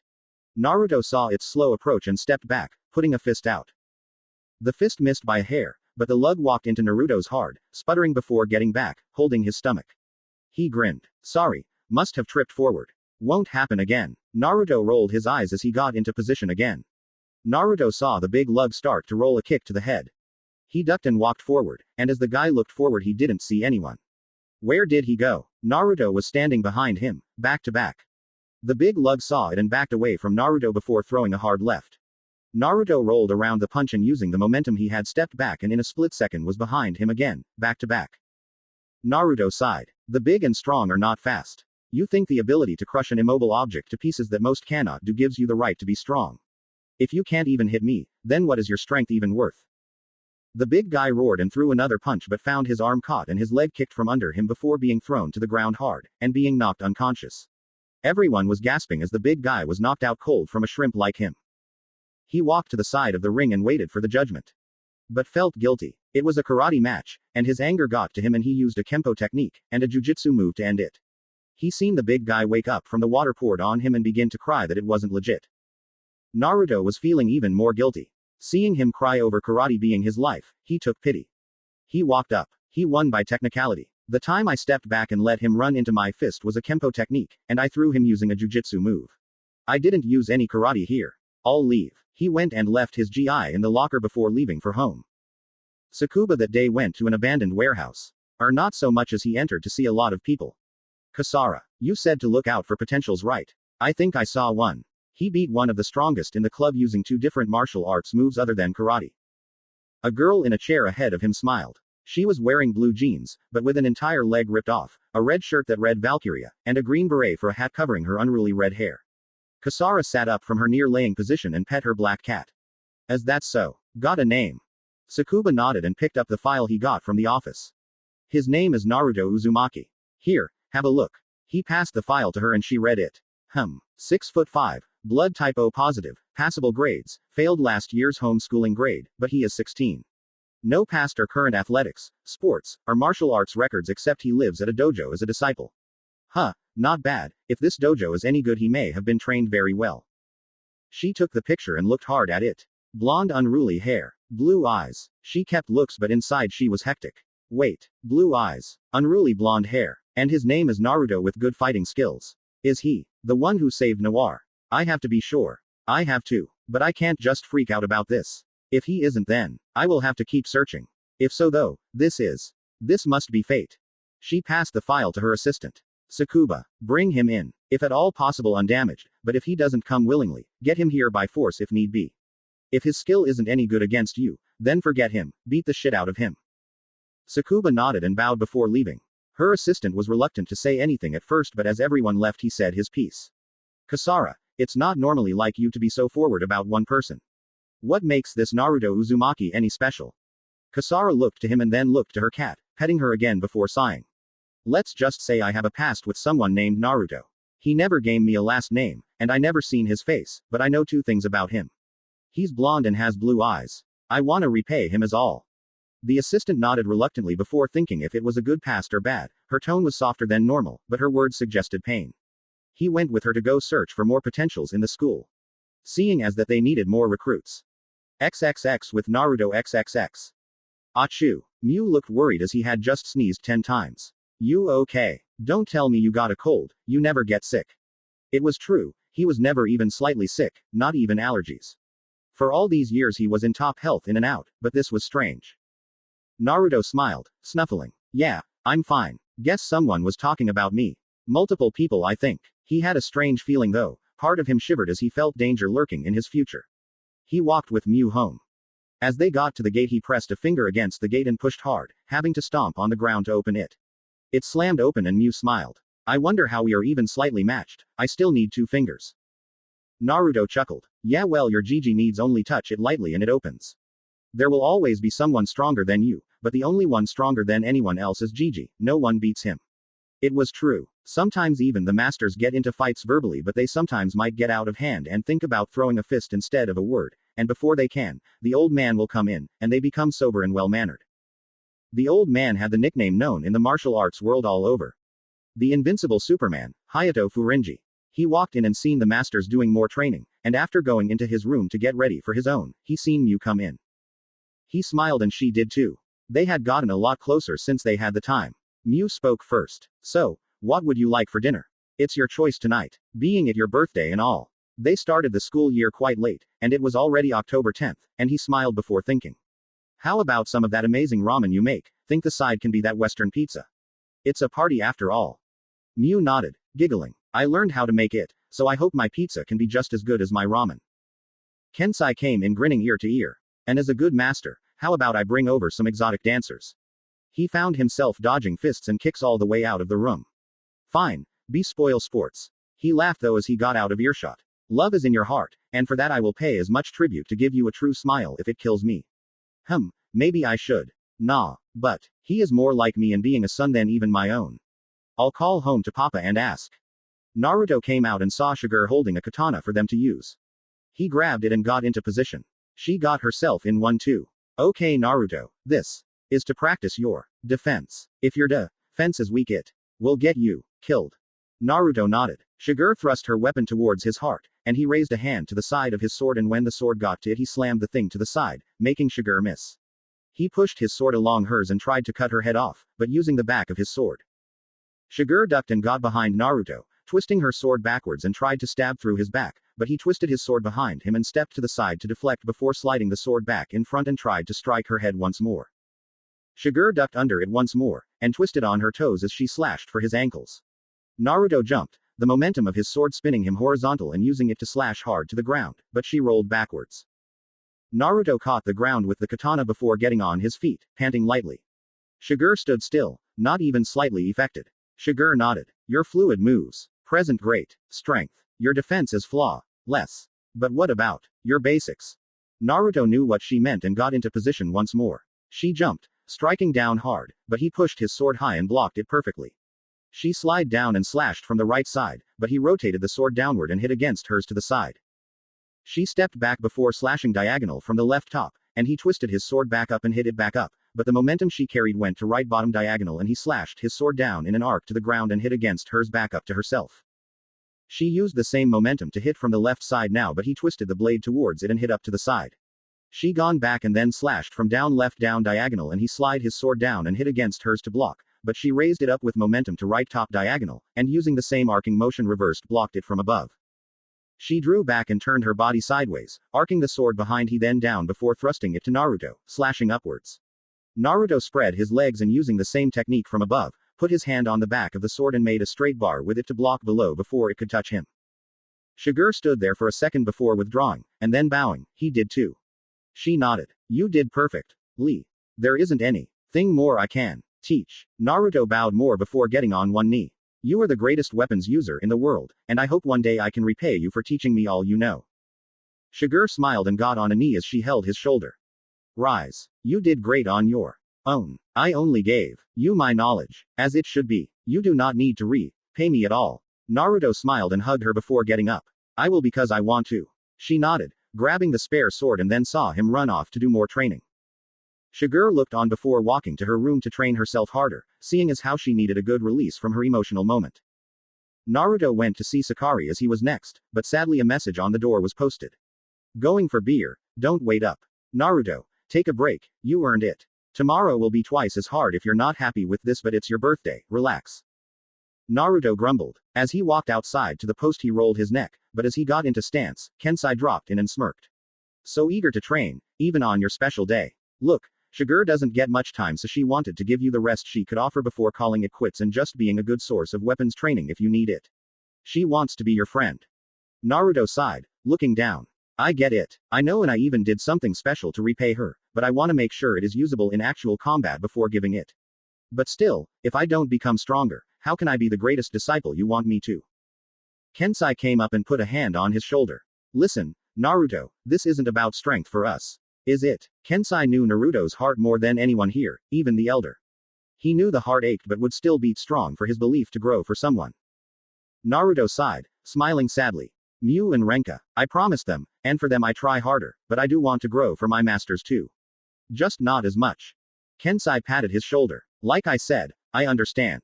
The human body is a machine, one that grows stronger the more you use it, but I will tell you a secret. Work any machine too hard, and it will break. We may have done tough training, but we always stopped and let you rest enough so it got stronger without too much tension on breaking. Naruto looked at Kensai as he heard this, and Kensai smiled more. Relax, and enjoy your special day. Tomorrow we will train you extra if you wish, just like Sakari said. But, for yourself, as well for us, and even Mew and Renka would agree. This is a special day, and you should rest. Naruto thought it over and sighed heavily before nodding. But you work me 3 times, not 2. Naruto smiled back. You know, I feel connected to you more than anyone else. I always wondered why. Kensai chuckled before turning to Naruto. Because we are so similar. I feel like you are a son I never had. I am sure you will understand one day, but today, it's your day, so let's understand you. I even bought a cake for you. The day went on to dinner, Naruto relaxing as he watched the sky go by. When dinner was called, everyone was having fun, laughing and having a great time. Naruto saw his masters respect his food this time around, and smiled. Hell, even the elder was going easy and even gave him an extra slice of pizza. Dinner was over quick enough, but then the cake came up. Mew brought it out and it was huge. But as she set it down, Naruto looked and was starting to tear up. Everyone signed and put a picture. Akisume put a yin yang for him, Sakari had given a picture of them showing their guns. Kensai put a picture of Naruto and him looking into the sky together. Shigure was very precise and shown Naruto and her holding the same sword. Apachai drew a decent picture of Naruto and him elbowing each other. Elder and Mew put a picture together in the middle. Elder looking over him like the grandfather he was, and him and Mew holding hands and kicking in the air on different sides. At the bottom it had the happy birthday Naruto and between, 16 candles. He sniffed and rubbed the tears away. You guys. You are all the greatest. Thank you. Everyone had a hand on him and he smiled. Elder grinned. Make a wish and blow them out, boy.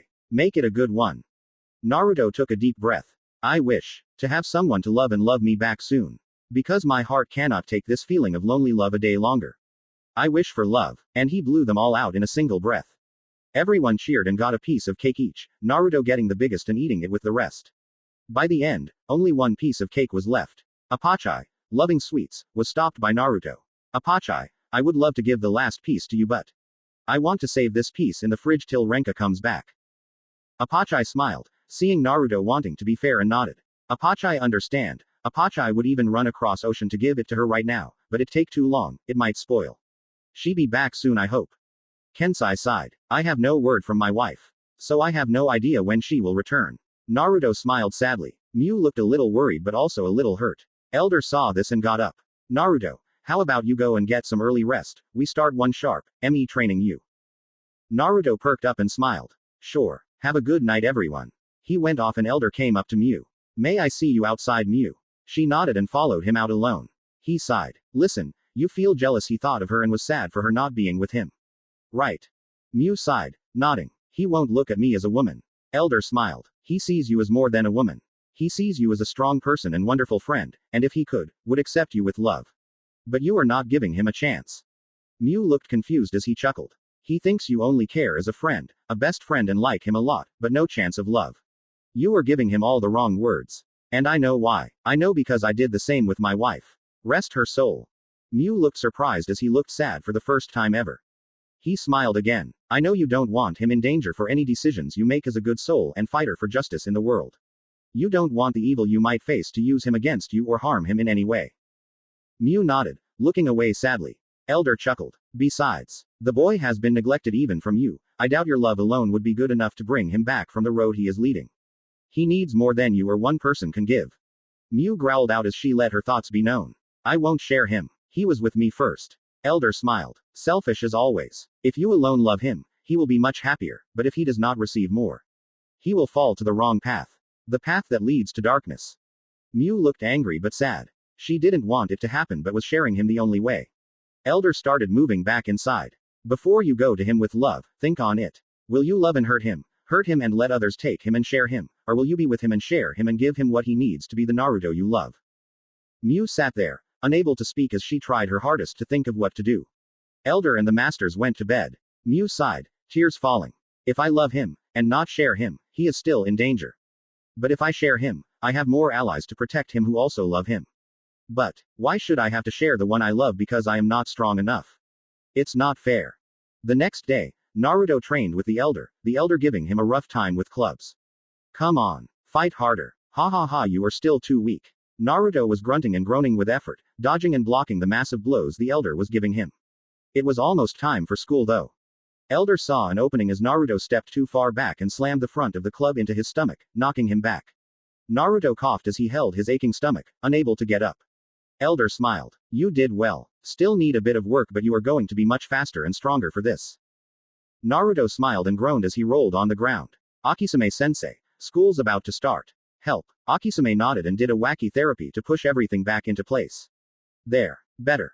Naruto sighed, rubbing his stomach. Still aching, but it's muscles this time. It's okay, I can take it for the day. See you tonight everyone. He and Mew went to school and as the class was about to begin, Nijima came in. Ah, just the man I wanted to see. How you doing buddy? Mew looked at the man and smiled, oblivious. Hello, are you a friend of Naruto's? I didn't know he had any friends yet. Naruto groaned and pushed Nijima away from trying to get close to Mew. He isn't, he is just trying to buddy up to me because I beat someone strong. Mew made an O with her mouth and giggled. Seems trouble is afoot huh?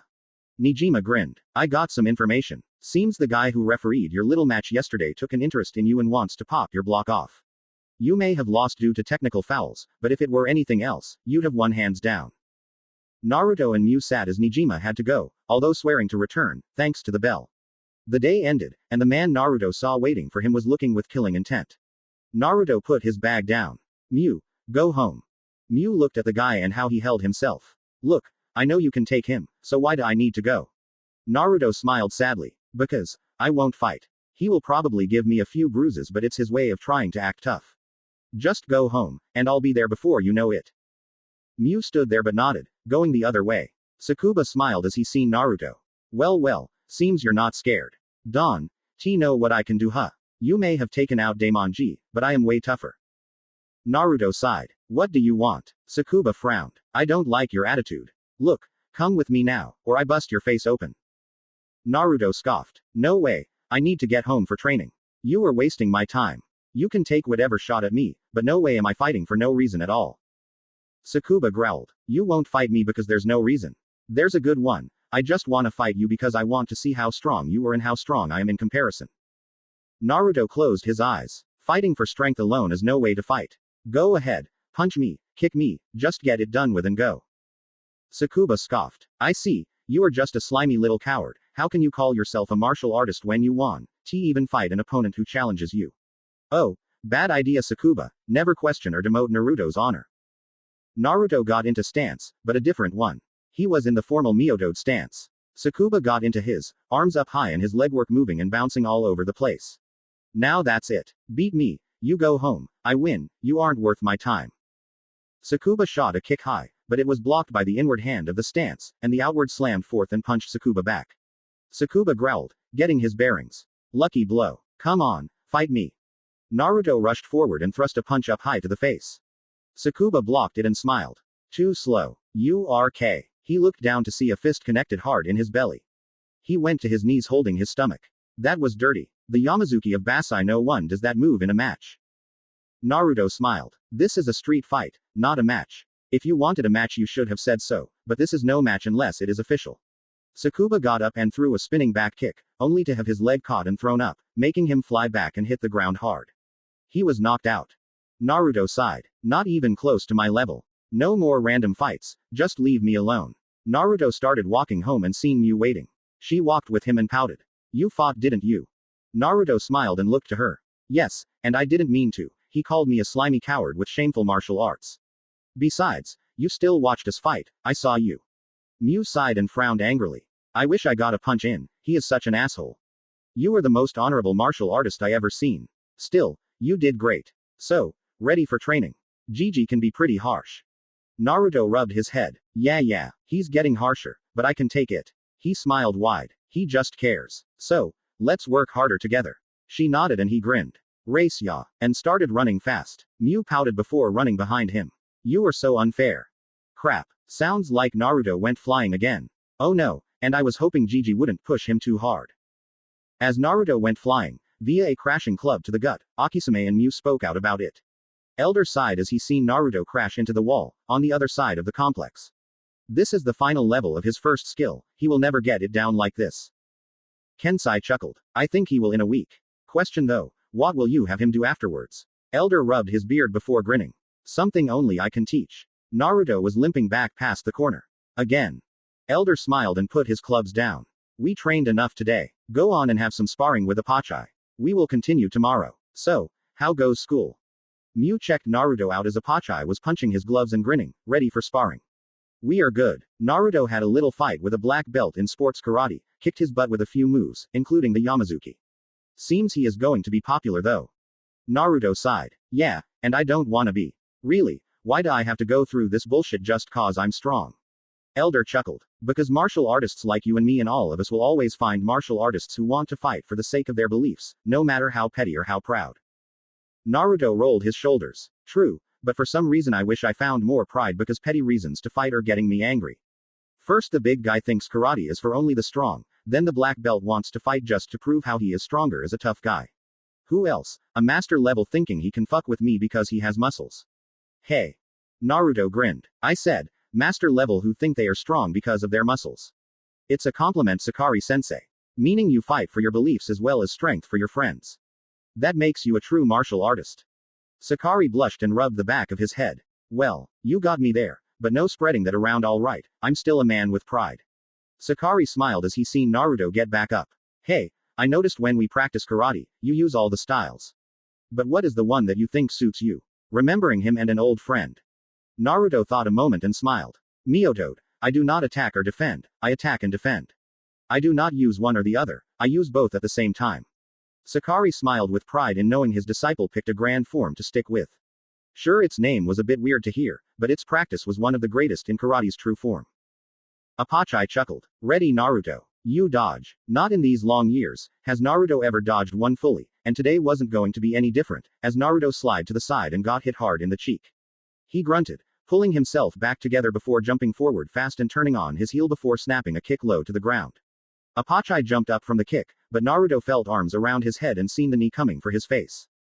Now, dodging was beyond his abilities against Apachai, but blocking was another matter. He caught the knee and forced it down, but that had Apachai reach down and slam an elbow into his chin, and a snapping back kick to the gut. Naruto was thrown back a bit by the elbow, but he managed to catch the leg just as it touched him, and twisted inward to the side of Apachai, throwing a low kick again, and seeing Apachai rise, punched hard to the giant's gut. Apachai caught it and forced his free foot into Naruto's face, and making the young blonde zoom into the wall near the gate, and planted once more. Apachai looked ready to fight more, but saw Naruto bleeding. He went over with the others as they too saw it. Elder grabbed Naruto and pulled him straight out before letting him fall. Naruto coughed and held his side. Damn, I think I punctured a spleen with a fragment. Kensai went down and poked 3 needles into the side. It was punctured by your 3 broken ribs, it's amazing you can still breathe with the inward collapsing. Akisame. Akisame slammed a chop to the lower rib and poked 3 fingers against the break of the top rib before holding Naruto's shoulder and kicking him in the back. Naruto held his side tighter. I will never get used to replaced bones. But thanks senseis. In the older days, they would be surprised, but now it was expected. A slight red, like a burn, encased the injured area, and soon Naruto was relaxing. I don't know how you do it, and you may say otherwise, but you two work great, I don't feel even a slight fracture. Kensai sighed. And whatever you say won't matter, we didn't do a thing inside your body to heal bones in seconds. Take a rest. No. They were surprised as they seen him stand and loosening his joints. Again. Mew looked down sadly, seeing more as Naruto would rather train and possibly die with injury than to rest and be well. Naruto got into the standard Muay Thai stance. Come on Apachai, let's go some more. Everyone backed away as Apachai stood there still for the moment. Naruto stood still too, waiting for the starting bell. Apachai tensed up. You dodge. Apachai thrust a fist hard, and Naruto stayed calm, focused, and poised, and turned hard, but as always, he couldn't dodge completely, but he did do something surprising. Naruto was clipped hard in the shoulder, pushing him back, but her used the momentum to swing around the fist and throw a harsh jab to Apachai's face, which was blocked by his other fist. Apachai reeled his fist in a little and slammed his elbow into the side of Naruto's, which caused him to back away. Naruto panted and rubbed his cheek a little, but seen Apachai kick hard to the side, and blocked it before twisting around and throwing a straight kick to Apachai's hip. Apachai blocked it too, and they stayed there for a while, before bowing and ending their sparring session. Naruto, do good. Getting faster and stronger. I promised to make you great warrior, and you have been made so. Stand tall. I show you ultimate Muay Thai technique I use. Naruto stood back and watched as Apachai went into his stance again and then leaned back and stood on one hand as he slammed both legs into the air where someone's gut would be, and a hand out by the leg in a punch. This technique good for dodging any high attack, and forces opponent to get back or get thrown back. Apachai rose and Naruto bowed. Thank you, sensei.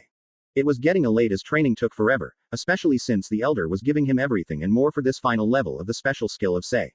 Akisame rubbed his mustache as Sakari picked Naruto up by his GI and pulled him to the steel training posts. Akisame sighed. You said he wasn't Do or Sei. Why did you say he would never get it down? Elder smiled fondly. True. Truth be told, as a Mune fighter it took me, when I first found about it, a month for each level but 5 for the last level. He has gotten down every level faster than I would have guessed, but this last level it is nearly over.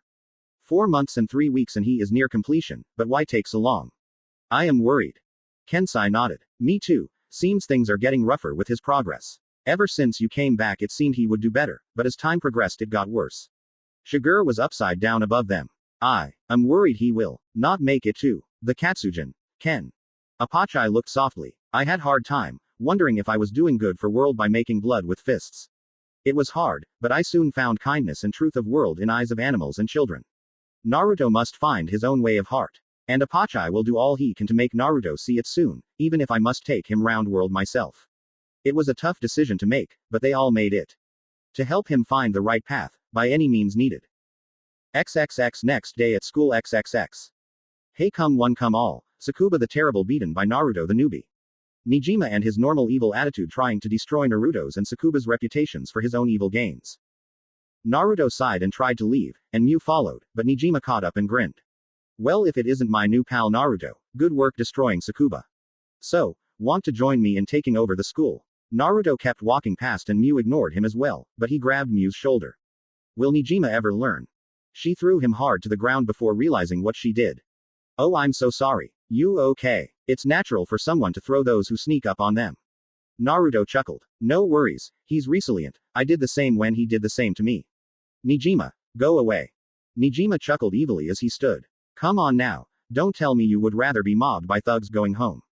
Naruto sighed. And you would have any idea what I'd rather want. You out of my hair.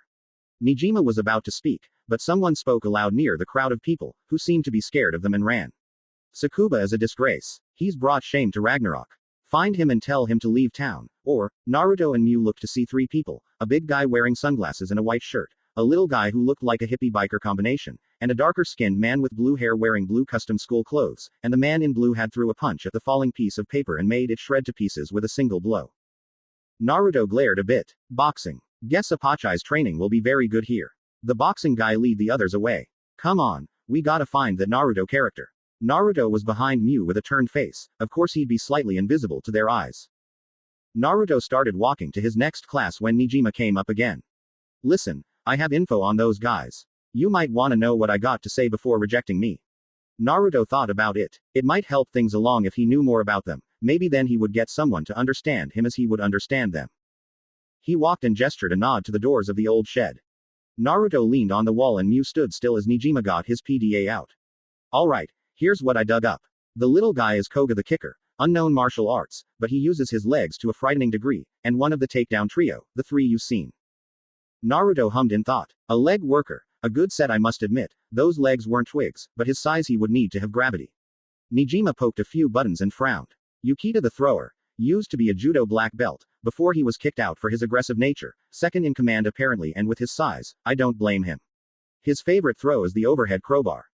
Naruto sighed. More like technique trio, kicks, throws, and I gotta guess, punches. Nijima grinned. Good perception. Takeda the puncher, Former league boxer, even made the finals before dropping out due to some kind of accident. He had a punch called the lethal left. They even taped his matches and slowed the video down as much as possible, and still no one could see the punch coming. Naruto seen the video and grinned. They just don't know about fast punches. Nijima waved it off. Yeah, call it however you want. They are looking for you, but they are not the ones curious, it's their leader, an officer in command of a section of the strongest gang in the city called Ragnarok. She's known as Valkyrie for her aerial assaults and uses mostly her legs. Her name is Kasara Nanjo, and used to be quite the taekwondo specialist. Naruto groaned. You're kidding me. No way is this going to be simple. Thanks for the info, that will be enough for me today, see ya. Truthfully, he was kind of worried. A true blue league boxer with a punch that was incredibly fast and someone even stronger with great leg power leading them. He hoped they weren't weak, but not trying to kill him just because he was a good fighter. He would go about his day, he would hold his head high, but not look for a fight. He was no coward. If he was found, he was found. If not, then they weren't looking. He wouldn't hide, he wouldn't run, he would just go about his day. And he had 3 days before they found him. Miu yawned as she got up, the moon out and the sun not, the usual waking hour of her, the masters, and of course, Naruto. She looked at the clock. Usually they yell and wake him by now. Wonder what's wrong. It was currently 4:30, half an hour past waking hour. She got up, still dressed in kitty pajama top and no bottoms. She walked through the home to Naruto's room and opened the door. Morning Naruto-ku. Her eyes widened as Naruto was in a very peculiar position and way. He was currently in red PJs, and had a little fox ear cap on, and the whiskers on his face were more pronounced now from the moonlight. And he was laying feet stretched outward, curling forward with his head up, and his hands together beside his cheek. She entered kitty mode. Cute. And as he woke up, he found her tackling him to the bed, rubbing her face against him. Kitty kitty kitty kitty kitty kitty. Naruto looked at her surprisingly before sighing, smiling at her antics. Morning to you too, Miu. What time is it? I feel more rested today. Miu snapped out of her kitty mode and jumped back, blushing as she looked down. Sorry. You looked just like a sleeping kitty cat. And it's 30 past. We slept in. Naruto groaned. Akisame is usually so punctual. Anyway, let's get up. Want me to help with breakfast? Miu smiled and nodded. He stretched before seeing a package by the door and opened it, smiling. Sweet. He took out 2 straps, filled to the brim with a weird metal called iridium, and that would go to his knee. Miu chuckled. He told me he was thinking of daily training for your legs when you're gone. Guess these would work well, right? Naruto nodded and strapped them on, and found it very difficult to move at first. Damn, these are heavy. As heavy as can be. Miu turned behind her and smiled. Hello Akisame. Naruto bowed deeply. Akisame smiled. The metal inside them is iridium. Each bar is about 100 pounds, and each strap has about 6 bars, so 600 each leg. Naruto groaned as he tried to move, slowly at a snail's pace from the heavy weights. Well, it feels like it. I'm used to 400 lifting with my legs, but this is 200 more. Oh well.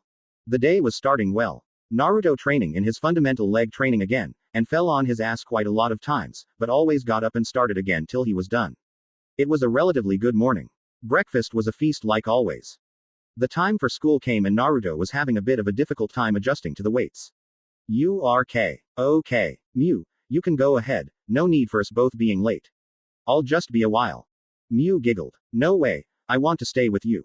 Besides, if you are so eager for this training, I think it's good for me to support you. Naruto smiled. Well, thanks Miu. Though I bet I'll be throwing these things off when lunch begins. I mean seriously, those trio guys will be all over me by then. Don't wanna kill them with this shit. True enough, they were heavy. So it would probably kill if he wore them in battle.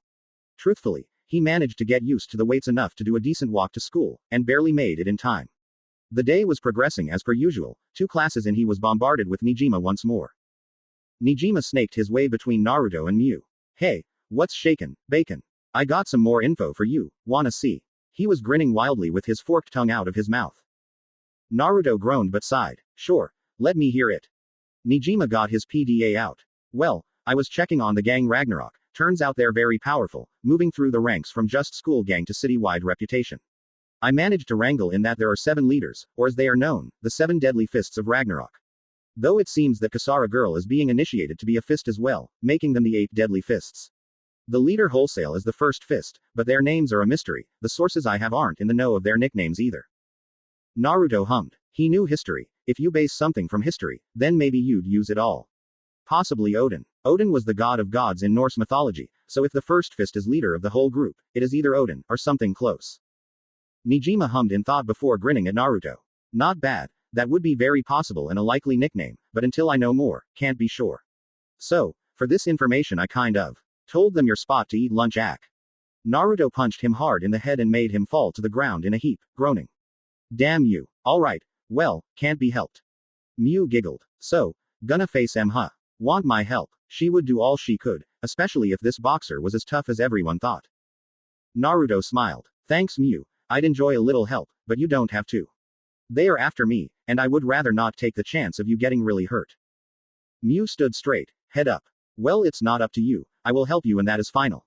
She turned and started walking to the next class. Naruto smiled as she did, and followed. Well, I just hope I can take them then. Otherwise I'd be killed.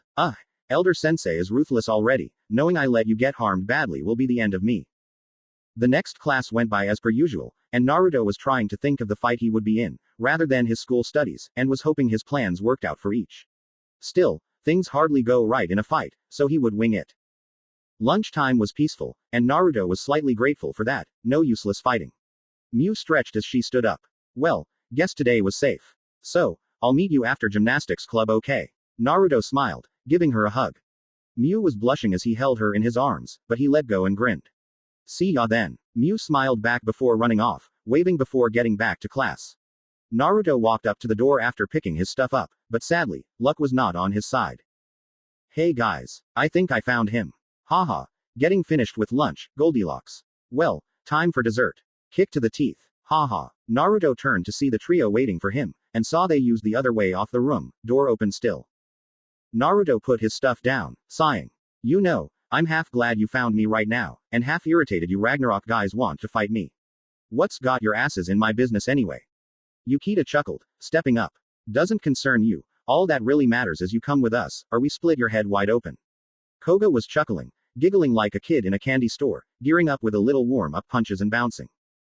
Naruto analyzed this, but didn't see much of any kind of form truly, just some wild body movements. Yukita seemed ready for a fight, calm, but energetic, like a martial artist should feel. Then there was Takeda. Takeda was still, calm, a cloudy expression, not really caring much, except his eyes did dart at him, meaning he wasn't just a lazy bum, but the way his body wasn't tense at all was suggesting he was relaxed. Naruto rolled his head, sighing as he closed his eyes. I refuse. I will not willingly follow you anywhere, so whatever you think you can do against me to either rethink, or force me without much trouble, try it. I won't say I can beat all three of you by myself, but I can say I am confident I can easily beat two of you. Yukita roared as he got ready to charge, but Koga put an arm up. Wait a minute big guy, I think he means me. If it's my size, I guarantee you I will smash your skull so wide open, your brain will be split the same way. Let me have him first big guy. Yukita stayed back as Koga walked up. Naruto just stood still, arms beside him, legs apart shoulder length, eyes examining the movements. He took a deep breath and got ready. Koga grinned. You're mine. And with that shout, he ran hard and fast to Naruto, jumping and twisting in a spinning back kick. Naruto put his palm up, stepping forward with the same side foot, catching the flying kick in his hand and seeing Koga look shocked it was caught. He pushed hard, without moving an inch, and made Koga fly back 5 feet and on his ass. Naruto got back into stance. 2 more strikes. You have 2 more before I retaliate. Show me I was wrong. Naruto put his left arm in his pocket, and looked passive. Takeda looked and grinned. Well, nice pose, taking after me huh? I like the gesture. But I ask you nicely. Takeda's eyes darted menacingly as he frowned. Drop the mirror act, because Koga isn't done yet. Koga grinned and ran to the side, seeing the net fence, and ran up it, before jumping off and flipping wildly before sliding a leg out and performing a speedy dropping axe kick. Naruto turned but didn't move at all. Instead, he lifted a hand and caught the kick in his hand, but that wasn't all, he was moving forward as he did, and this motion caused Koga's body to swing down and he was upside down before Naruto dropped him, making him fall face first on the ground. He walked up a bit. Last shot. Better make it a good one. He turned to Koga and both arms arched outwards, one arm going up and palm facing the sky at the side, the other arm sliding down and facing the ground at the side. Koga growled and got up, suddenly spinning his body, jumping from the spin close to Naruto before slamming a spiraling side kick to Naruto's gut.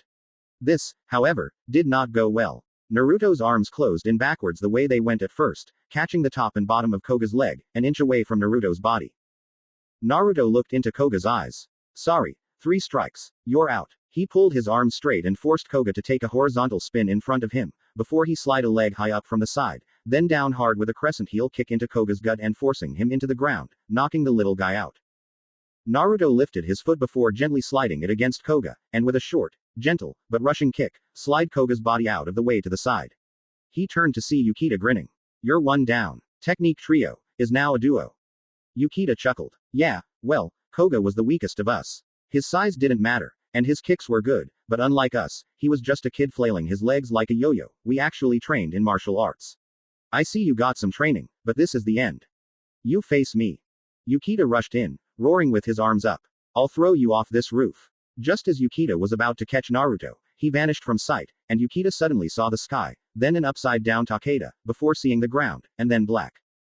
Naruto had jumped up from Yukita's shoulders, catching the back of his collar with both hands, flying in an arch downwards and stomping hard on the ground with one foot, but the other flew and kicked one of Yukita's legs from under him, and with the balance off, and Yukita in the ground, he used his strength to force him into an arch himself and slamming Yukita face first into the ground, hard. Naruto huffed. He was a bigger than I am used to. He stood up straight again, and with his leg, did the same thing he did to Koga, and made Yukita slide to the side. He seen Yukita's glasses had been broken, and his nose was red, but otherwise, the G-forces involved in the gravitational fall knocked him out. Takeda looked at Naruto for a few minutes, letting the tension settle a bit to relax. Naruto was glad it was happening, but he was wondering, why would he need to get the tension to ease? Takeda smiled. You got skills, I'll admit, and some good ones. But this is the end of the line, because now I gotta get you back for what you did to my buddy Yukita. I see you got a girlfriend, but let me tell you something, trying to play hero by sparing your friends is just a dumbass move. Naruto looked hardened. If that's what you believe. Personally, I believe in protecting those I care about, no matter the cost to myself, no matter what else happens, I will protect them. So, allow me to give you this piece of advice. Shove off trying to make me believe your own twisted beliefs. Takeda grinned. Suit yourself. He shuffled in his right pocket and pulled out a piece of chalk and a timer. Let's be fair about this, huh? Naruto stood, and watched as Takeda drew a white square on the ground with the chalk. One corner had red, and the other, blue. Naruto looked it over and smiled. I get ya. Want an official match, fair and square fight. No ref, but then again, you were league championship material, and I am a fighter of my word. It will be fair. Takeda stepped into the ring and grinned. Okay, here are the rules. 10 counts, or 3 downs for a knockout. Basically if I count to 10 when you're on the ground, or if I knock you down and count 3 times, it's a win by KO. He threw the chalk into the air, and as it fell beside him, he hit it with his right fist and it turned into dust. He grinned more. I'm a professional, meaning you ain't got it as easy as you did with Koga or Yukita. Tell you what, though, I'll be a nice guy and only use my right fist. This got Naruto frowning heavily. I don't mean to sound rude, but it seems you're underestimating me a bit. I'm no amateur, I can handle both your fists, win or lose. But something didn't quite fit right with him. It was too much of a coincidence. He ruined the paper a week ago with his right fist, he's only moves his right arm since he has been seen by Naruto, and he used to be the greatest with his left fist in the pro leagues. Takeda let his foot ring the bell. Come on, let's go. You can attack me with any style you got. I heard you had kung fu, jujitsu, and karate too. You can use any and all of them, and any more you might got. Give me your best shot. Naruto sighed, looking down at the ring that was made. He stepped into it with both feet before getting into his stance. He lifted his knee in front of him, the leg on the tips of his toes, and the other behind him. His body turned slightly to the side as his arms went upright in front of his chest and face, forearms presented, and fists down and facing Takeda. Takeda grinned. I see, a new martial art huh? That's nothing like karate, or any kung fu I seen. Ding ding, fight is on. Takeda rushed in and took a hard and quick jab, his right fist striking straight to Naruto's face. Naruto let the punch slide between his arms, but his foot on the ground to the side, letting the right arm slide past his head to his left, and slamming his left arm down, trapping Takeda's arm in a lock before moving in, sliding his foot forward and slamming his forearm and elbow into Takeda's arm lengthwise. Takeda grunted as his arm took a nasty elbow near the shoulder, but backed off, shaking his arm. Well, locking moves, seems like Aikido or something. What's your thinking? Naruto smiled. The Western boxer's rival, the Muay Thai kickboxer. Sorry, I got quality martial arts under my belt. Still, I doubt I can beat you under normal circumstances. Hell, even with a single arm, I bet you've got a hell of a jab, but underestimating me will be your downfall. Give me your best shot. Naruto rushed in fast, feet barely an inch off the ground for more than a second as he closed the distance, slower than Takeda thought, although Takeda was unable to get out of the way as Naruto was chest level with him. Take this. Naruto thrust both fists high up, aiming for Takeda's chin, but Takeda's upper body was trained diligently. It seemed to get out of the way, and he arched backwards to get away when the fists came in front and over his head. Naruto wasn't done yet, as the momentum was still in progress, and he jumped off the ground with the leg fully on the ground, and raising a knee to catch Takeda's chin. Takeda backed off a big step, having the time it seemed, and reared his fist back, scowling. Naruto was yet to finish either, as he didn't try to land on the ground, but caught his knees and landed on Takeda's shoulders. Muay Thai combo 2. He slammed both elbows hard down, aiming to knock Takeda out in a single blow. This, however, was not to be, as Takeda's arm went up and blocked both elbows before stomping on the ground and with a nasty jab, sent Naruto to the ground. Naruto grunted, as he looked to the sky. He blocked it. That was my second strongest combo. Damn, that wasn't a single punch, that was 2 heavy jabs. Takeda huffed, arm out. He seen Naruto down on his back and tried to catch his breath to count.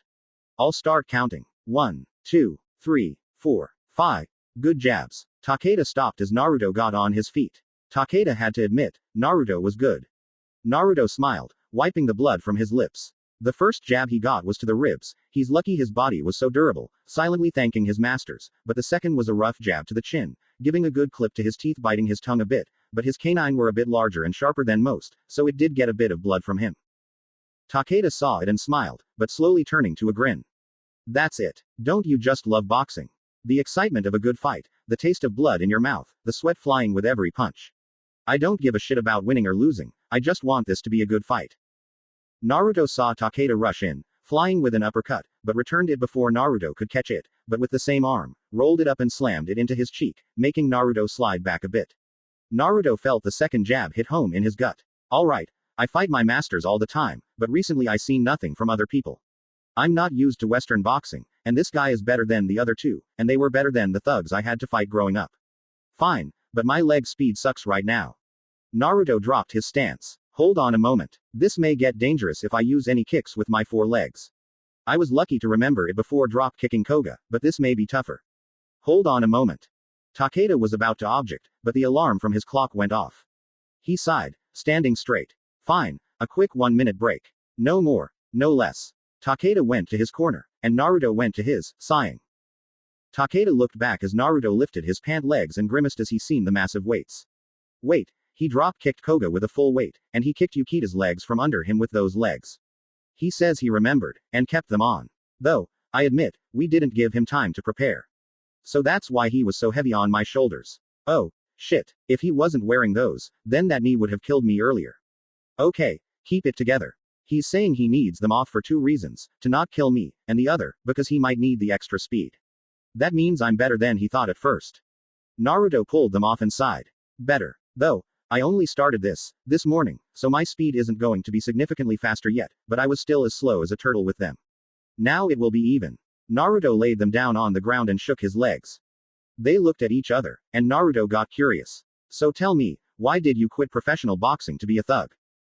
Takeda looked a little surprised to be asked such by his opponent.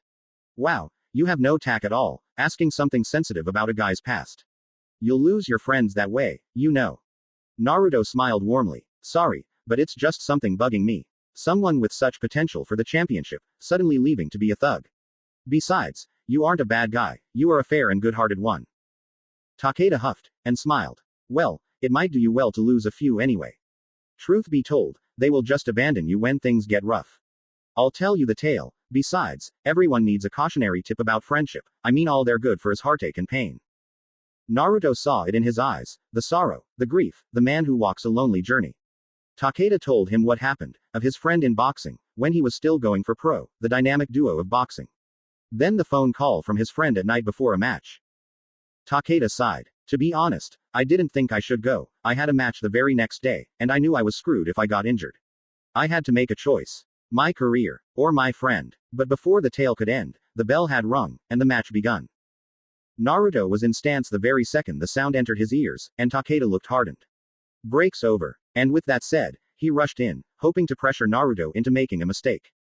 Naruto wasn't focused on the fight, but on his thoughts for the brief moments of closing opponent. His tale brings up everything.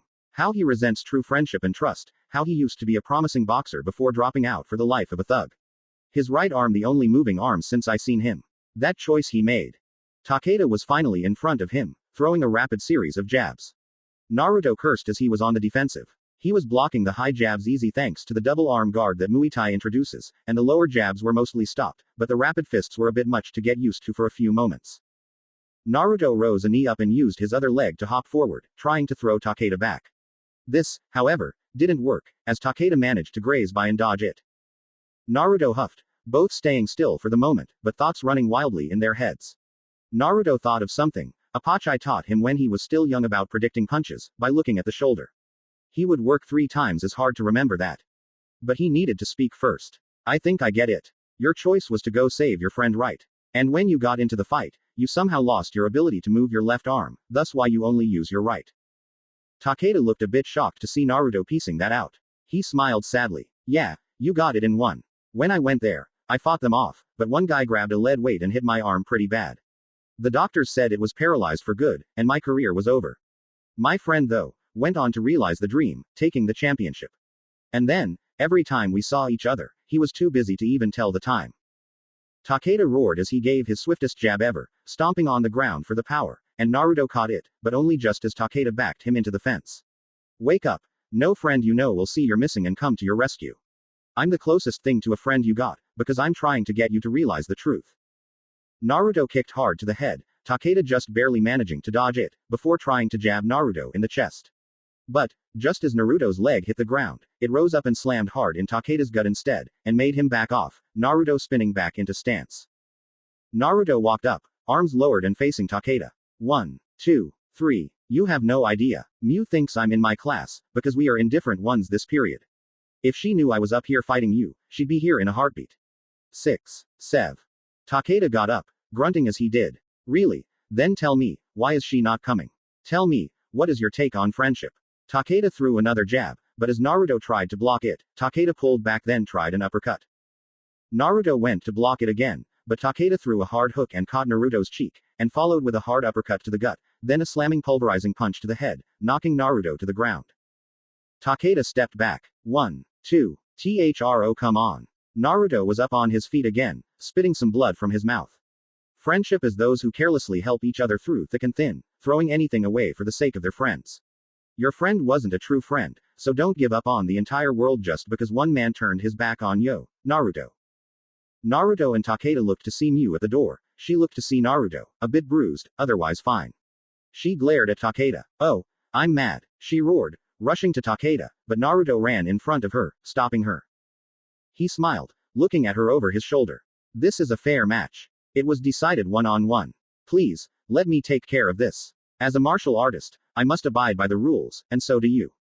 Mew looked to object but he grinned, giving a thumbs up. No worries. I'll finish this up and we'll head home together. Mew looked worried, but sighed, smiling.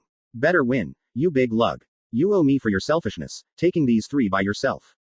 Naruto nodded, and she stepped back, waiting for it to end. Naruto smiled. She saw me up here, and ran. I told you, don't put a failure on everyone over one person. This is it. Face my ultimate Muay Thai combo. He got into stance quickly, and Takeda flinched at first. That was over with soon, and Takeda rushed in for a harsh jab again, but Naruto slid on the outside and slammed a hard elbow into his ribcage, before hoping lightly for height for his next attack, which was a hard downward elbow to the head. This caused Takeda to back up a step, which the distance was set. Naruto rolled his body hard like a whip, and his leg slammed into Takeda's knee, making him wobble. That wasn't the last move in his combo, as the leg that kicked was super close to Takeda, and he spun backwards and his back to Takeda as he slammed his right elbow hard against Takeda's chest, making him fall down hard. Mew seen this and was amazed. He never shown combination techniques from single styles before in their spars, but then again that didn't mean he didn't know them. She saw Takeda hit the ground and Naruto get close, his guard pointing down to Takeda. Takeda grunted as he tried to get up. Damn, you're good. Naruto started counting. 1, 2, 3, 4, 5, 6, 7, 8, 9, 10, but was cut off from the knockout, as Takeda stood on wobbly legs. Naruto lowered his guard just a bit. You are as well, but this fight is mine. Takeda grinned. Not yet. I finally see it, the link of true friendship. I felt it between us. Naruto smiled. You got that right. When people fight, they show their true feelings. Martial artists do not talk with words, but with actions. We fight with our fists to settle arguments. I felt us connect during my assault. No matter who wins or loses. Let us be friends, okay? Takeda rose his right arm in a guard, smiling. I'll accept that. Last leg here, let's finish strong. Ha! Takeda rushed in again, but stopped and threw a hook again, Naruto dodging it with ease, but Takeda threw it back hard, a back fist to the temple, making Naruto disoriented before continuing.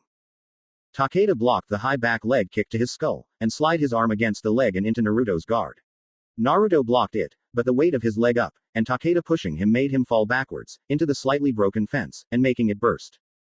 Naruto. They both fell off the roof, Takeda unable to grab anything, he was panicking, feeling horrible for doing this to a new friend. Naruto smiled. No worries. He twisted Takeda down, then up, kicking him high with his legs. Takeda found himself flying up, not down, and Miu caught him, but was tearing up as she seen Naruto falling faster to the ground as a result.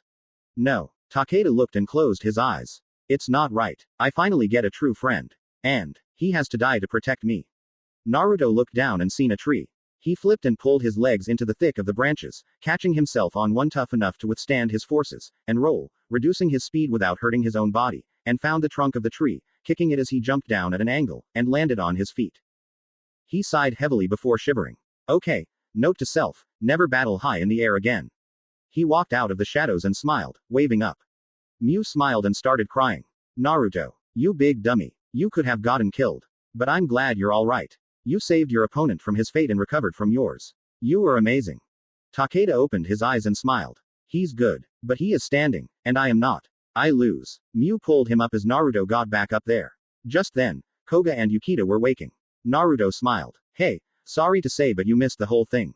Winner. By triple knockout, Naruto Uzumaki. Yukita looked surprised as he seen Takeda on his ass beside the blonde girl earlier taking a look at him. I thought for sure he would have knocked your ass to the ground. Damn, my head hurts. Koga grunted, holding his chest. That was heavy, damn. I think you cracked a few ribs. Naruto nodded and looked to Miu and Takeda. Miu, carry Takeda, I got the big guy and shorty. Takeda needs a thorough exam by Akisame, Koga might need his bones set into place, and Yukita might need a look over. Miu smiled, grabbing Takeda and lifting him up. Alright, see you there. With that she helped Takeda walk out of school. Naruto had grabbed Koga, putting him on his right shoulder, and had Yukita on his back, helping them out as he tried to keep up with Miu. They went behind the dojo and into the clinic to see Akisame washing up. Sensei, we got a fair people to heal. Naruto called out as he set a limp Yukita and a ragdoll Koga on separate beds. Miu helped Takeda on his own bed, sitting instead of laying. Naruto bowed to Akisame, smiling. Sorry, kind of got into a skirmish. I think I broke the little one's ribs, and the big guy might have a hurt leg. I'm sure you know what the third one is here for. Please heal them. I don't wanna get in trouble. Akisame sighed, but smiled. Sure, besides, I can see either one or all of them are friends of yours now. I'll take a look. You and Miu stay to the side. They did, watching as Akisame fixed the ribs with Koga, similar with how he helped Naruto it seemed. Yukita got a clean bill of health and a fixed nose to deal with, and he was thankful. Akisame had finished quick and effectively before turning to Takeda. He smiled. So, seems your friends are taken care of, let's see if I can't heal what ails you. Takeda stiffened before turning his head, putting on a tough face. No need doc, I'm not so scratched up. Nothing a good rest won't heal. Akisame grinned a little. I bet years of rest can't heal that paralyzed left arm. Takeda looked shocked, and choked out his retort. No one said a thing. How the hell can you know that? Naruto grinned like a fox. Well, let's just say, when it comes to the human anatomy, my master Akisame is more than capable of finding things out. Akisame went up and grabbed Takeda's arm, making him groan in pain as he heard and felt his bones start moving against each other. Akisame looked with a creepy inner curiosity. Your doctors must have been amateurs, only helping the broken arm back into place, but failed to notice that the compression of the spinal column pressing into your nerves. Takeda roared as he shrugged Akisame off with his left arm. Get off. With his left arm. He looked shocked as he seen it moved. He shakily moved it back down and looked at it. No way. Miu giggled. Akisame is a genius in many arts, martial arts, painting, sculpting, even medical arts. To him, this is as simple as breathing. Naruto sat down, sighing. If anyone can help your arm heal and get fixed, it's my sensei. I thought since we were friends now, I might as well give you all the help I can give. He was happy, seeing Takeda nearly tearing up over how lucky he was. Takeda smiled. Hey, does this mean I can finally get back into boxing? Akisame was taken back. Boxing? Well, don't be ridiculous. Miu and Naruto just stood, smiling warmly, as Akisame chuckled. By the time I'm finished with you, you can be a pro arm wrestling legend. Takeda was unable to contain himself and hugged Akisame. Thank you. Oh, God, this is the happiest day of my life. The tear works were over shortly as Takeda was ordered back on the table. He closed his eyes and relaxed. Akisame got behind him, smiling. All right. I must warn you though, this may be a bit painful. Years of paralysis and nerve crunching is serious business, so it will take a while to fix. Takeda took a deep breath. Go for it, Doc. And with that, the treatment began, and the entire block heard the crippling screams of a young teen in pain. Ow ow, what the hell? 700 more times. XXX with Kasara, Nightfall XXX. Kasara bit her thumbnail and was looking hardened. All three, beaten by him alone. Takeda was supposed to be a trump card. Tsuji, her rival in Ragnarok's command, but comrade all the same, sighed heavily. I heard he took Koga out with a single kick. Yukita was a 200-pound ragdoll, but it seems that one witness from our gang saw Takeda and him fighting it out heavily. Seems Takeda was a good fighter against him. Kasara got up and walked forward. I have to go practice. Tsuji. She stopped as she got to him. Bring him here, even if it means nearly killing him to do it. And with that, she left to train herself more. In her mind, as she walked through the streets, were images, and passing thoughts.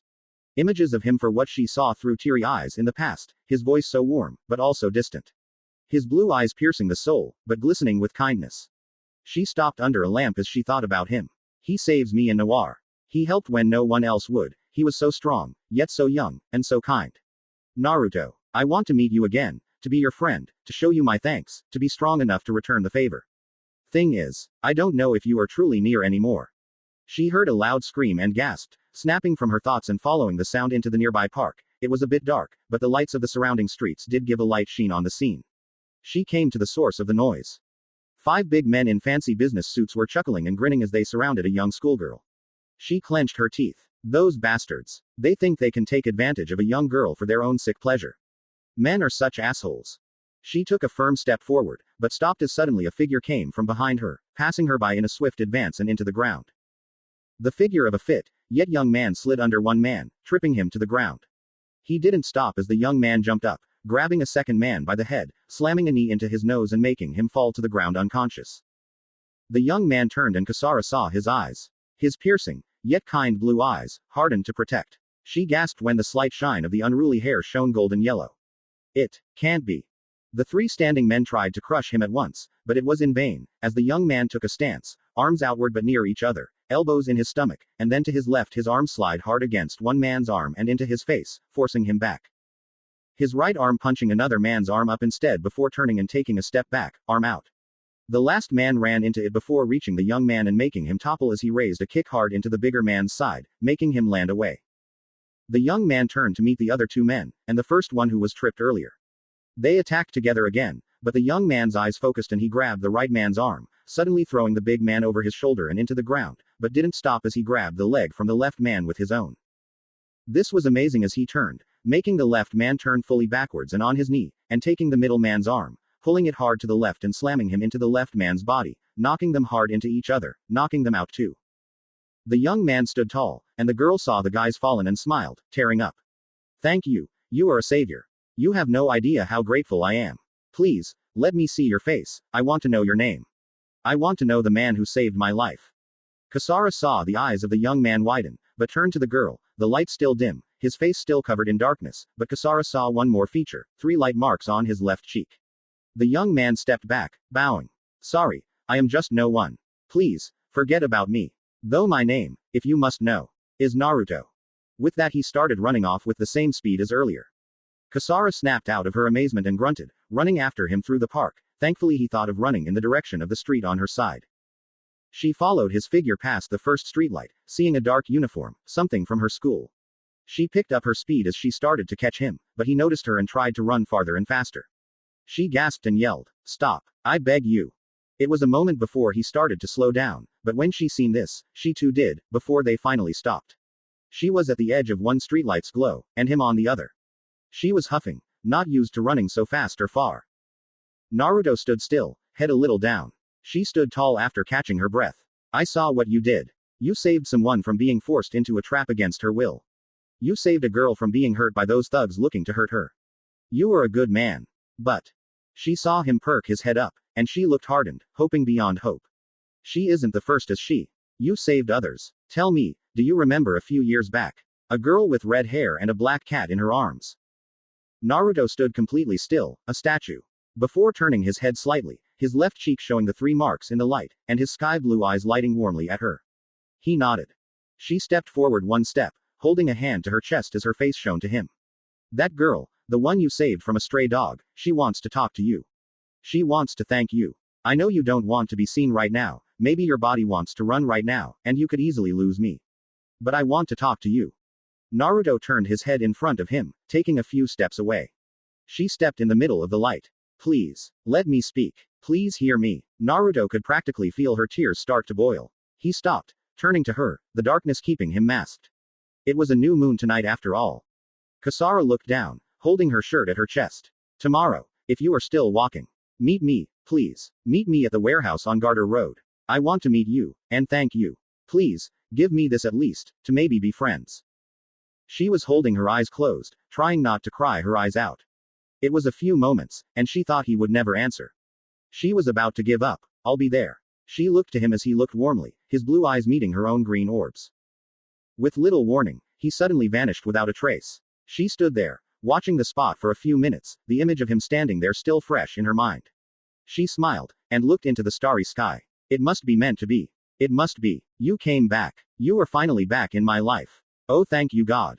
With that, she felt determination and ran to the gym she was going to, and practiced till she fell on her ass in exhaustion. XXX ending omake, kitty madness XXX. Mew, 13 years of age, was walking through Ryazanpaku after lunch to give everyone some tea. It was break time and Naruto was on the floor, resting. Mew was about to wake him up, when she noticed his peaceful face, and the way his whiskers moved as he silently breathed through his mouth. Her eyes glistened as the image of a sleeping cat took the place of Naruto, and she tackled him. Kitty why. Cutie cutie cutie. Ah, sorry senseis, I didn't mean to rest during Muay Thai training. Mew purred as she rubbed her face in his chest, and he looked around in fear before relaxing, and seeing Mew like that. He blushed heavily. Mew. I'm not a plushie. Mew snapped back to reality and, eeped as she flew off him, cleaning the mess she made by throwing the tea like that. Sorry, I must be too tired, I'll get some rest after I remake the tea, want some jasmine, Naruto. Good, bye. With that, she ran off to make the tea. Naruto sat there still, before his head smoked and he fell on his back, faint. 2 years later, Mew was walking to her room, and seen Naruto on yet another training device, this one making him run on all 4 legs. The movements, though, were replaced by a cat moving quickly down the street, and she dropped her bag. Naruto stiffened as he sensed something wrong. I sense like I'm going to be hurt, in a good way. Huh, kitty why. Oh crap. Mew tackled Naruto off the big machine, tapping him between a bar under his upper back and her chest pressing generously against his. He blushed heavily, steam coming off his whole head from neck to hair tips. Mew was rubbing her cheek against his. Cutie. Naruto chuckled nervously, grunting in pain from the bar under him. Mew. Hey. My back is kind of breaking from pull against my back. Mew snapped out of her stupor and jumped up, blushing brightly. Sorry. Oh, I'll go fetch Akisame, he'll fix you right up. See ya. And with that, she ran at breakneck speed out, grabbing her bag, which the strap stretched as the bag itself was in the air motionless before zipping off with her finally. Naruto blinked, blushing heavily still. Maybe I should get a mask. These whiskers will kill me one day. And with that, resigned himself to sit to the side of the room. Naruto roared as he slid down, spinning a leg back and trying to trip Mew. Mew jumped high and used gravity, putting a leg facing down and holding the other high. Furinji Kohu Yuko, spinning as she dropped down on top of Naruto. Naruto spun back upright and kicked hard high into the air, and their legs met. Naruto's spinning hit to Mew's spinning drop was met with a rather fierce nightmare, and Mew twisted, falling back, but managing to get back on her legs easily. Naruto was thrown back and in a flip, and slid a bit on the mat as he got back on his legs too, but not as easily. Aerial was not his forte, but he at least knew how to dome himself as to not be hit by the movements. Mew flew at him, flipping forward and doing a high-speed rolling double kick, but found Naruto catching one leg, and catching his shoulder with the other. She reared her body up and slammed her double-cupped fist and down against Naruto. Naruto was one to take risks. If he knew it was for the better and win or cause damage and gain respect, he would take any kind of damage he found suitable in order to give more. His greatest strength was his endurance, stamina, and tough body, forged to withstand even Apache's punches. So, Mew knew this, and was taking her own chances. Thing about her chances, and his, when fighting separate, Naruto won out the deal on half his fights with the masters, but still lost. Mew would have worse luck but still withstand the blows needed to be trained in experience. Against each other, it was a different story. Naruto rolled with the blow and pinned her to the ground, slamming an elbow into her side and taking that forearm to keep her arm bent behind her head as he sat on the only leg able to hit him, the other caught between his neck and her body. He groaned as she tried to use her leg strength to bend away even a single degree. Naruto growled and used the leverage and push of Mew's body to be spun up, and as she got on her hands and knees to get situated back into the fight, he slammed a double fist, cupped hands, into her stomach and forcing her off the mat. Usually, more than likely in their sparring sessions, Naruto's luck to take small damage, in order to deal bigger damage, turned out to be impregnable. Mew groaned as she got up, but got back into stance. Naruto took a deep breath and got back into his. This was their last move for each other for the spar, and the masters were watching, so Mew wanted to push Naruto really far, into a corner to get out of to prove he had it in him. She roared, spinning and throwing harsh kicks and flying punches and chops to the head and chest, her speed and grace impossible to block by any normal martial artist, and Naruto was slightly awed by the spinning grace she used to attack him, but that didn't deter him from going against her and winning. Naruto ducked under the first leg kick to his neck, but the second leg swung downward to his shoulder, and he managed to get clipped hard, but rolled with it and throwing a hard uppercut into Mew's midsection, but her arm took the blow and Naruto was hit by her other fist as it came up into his chin. Naruto rolled so low to the ground as Mew was high in the air. Naruto roared as he rushed a palm up and hit into her blocking arms, which caused him to rush up with all his might, and Mew flew through the roof as he called his attack. Phoenix Rising Palm. An old technique, one he learned long ago, but since then he has yet to use it. Mew flew through the roof and hit down the roof to the front yard, and groaned as she tried to stand up. Naruto ran out, the masters gathering to see how she was. Naruto got close and helped her up. Sorry Mew, I went overboard. Mew chuckled lightly, groaning from her bruised rib. No worries, just a bit of a bruise, nothing too serious. You are doing very good. Like I said, you are stronger than me. Naruto sighed, giving her a quick hug before letting Akisame take her to bed. Kensai came up to him. Very nice work, you're very skilled in your given talents. Using my technique was a very good move, but you take too many gambles with your skills. Naruto chuckled lightly as he stretched his arms. True, but you know, nothing works out as you expect in a fight. Gambling my skills is the best way to use them, because seeing as normally if a skill were good enough to be considered as a grand technique, all purpose, all hitting, always able to get your opponent, why would you need more than 10 techniques? Elder patted his back. This is true, I myself have hundred of original techniques, so I know better than anyone where you are coming from. You held back the power of the strike because you did not wish to hurt a friend, but you still gave it as best a shot you could because it would help you both grow as martial artists. Naruto smiled and nodded, but then frowned, thinking back on his recent fights. Question: why is it I can face Mew and you guys, but I can't seem to handle the weaker opponents I am facing now? The elder held Naruto's shoulder, sighing deeply.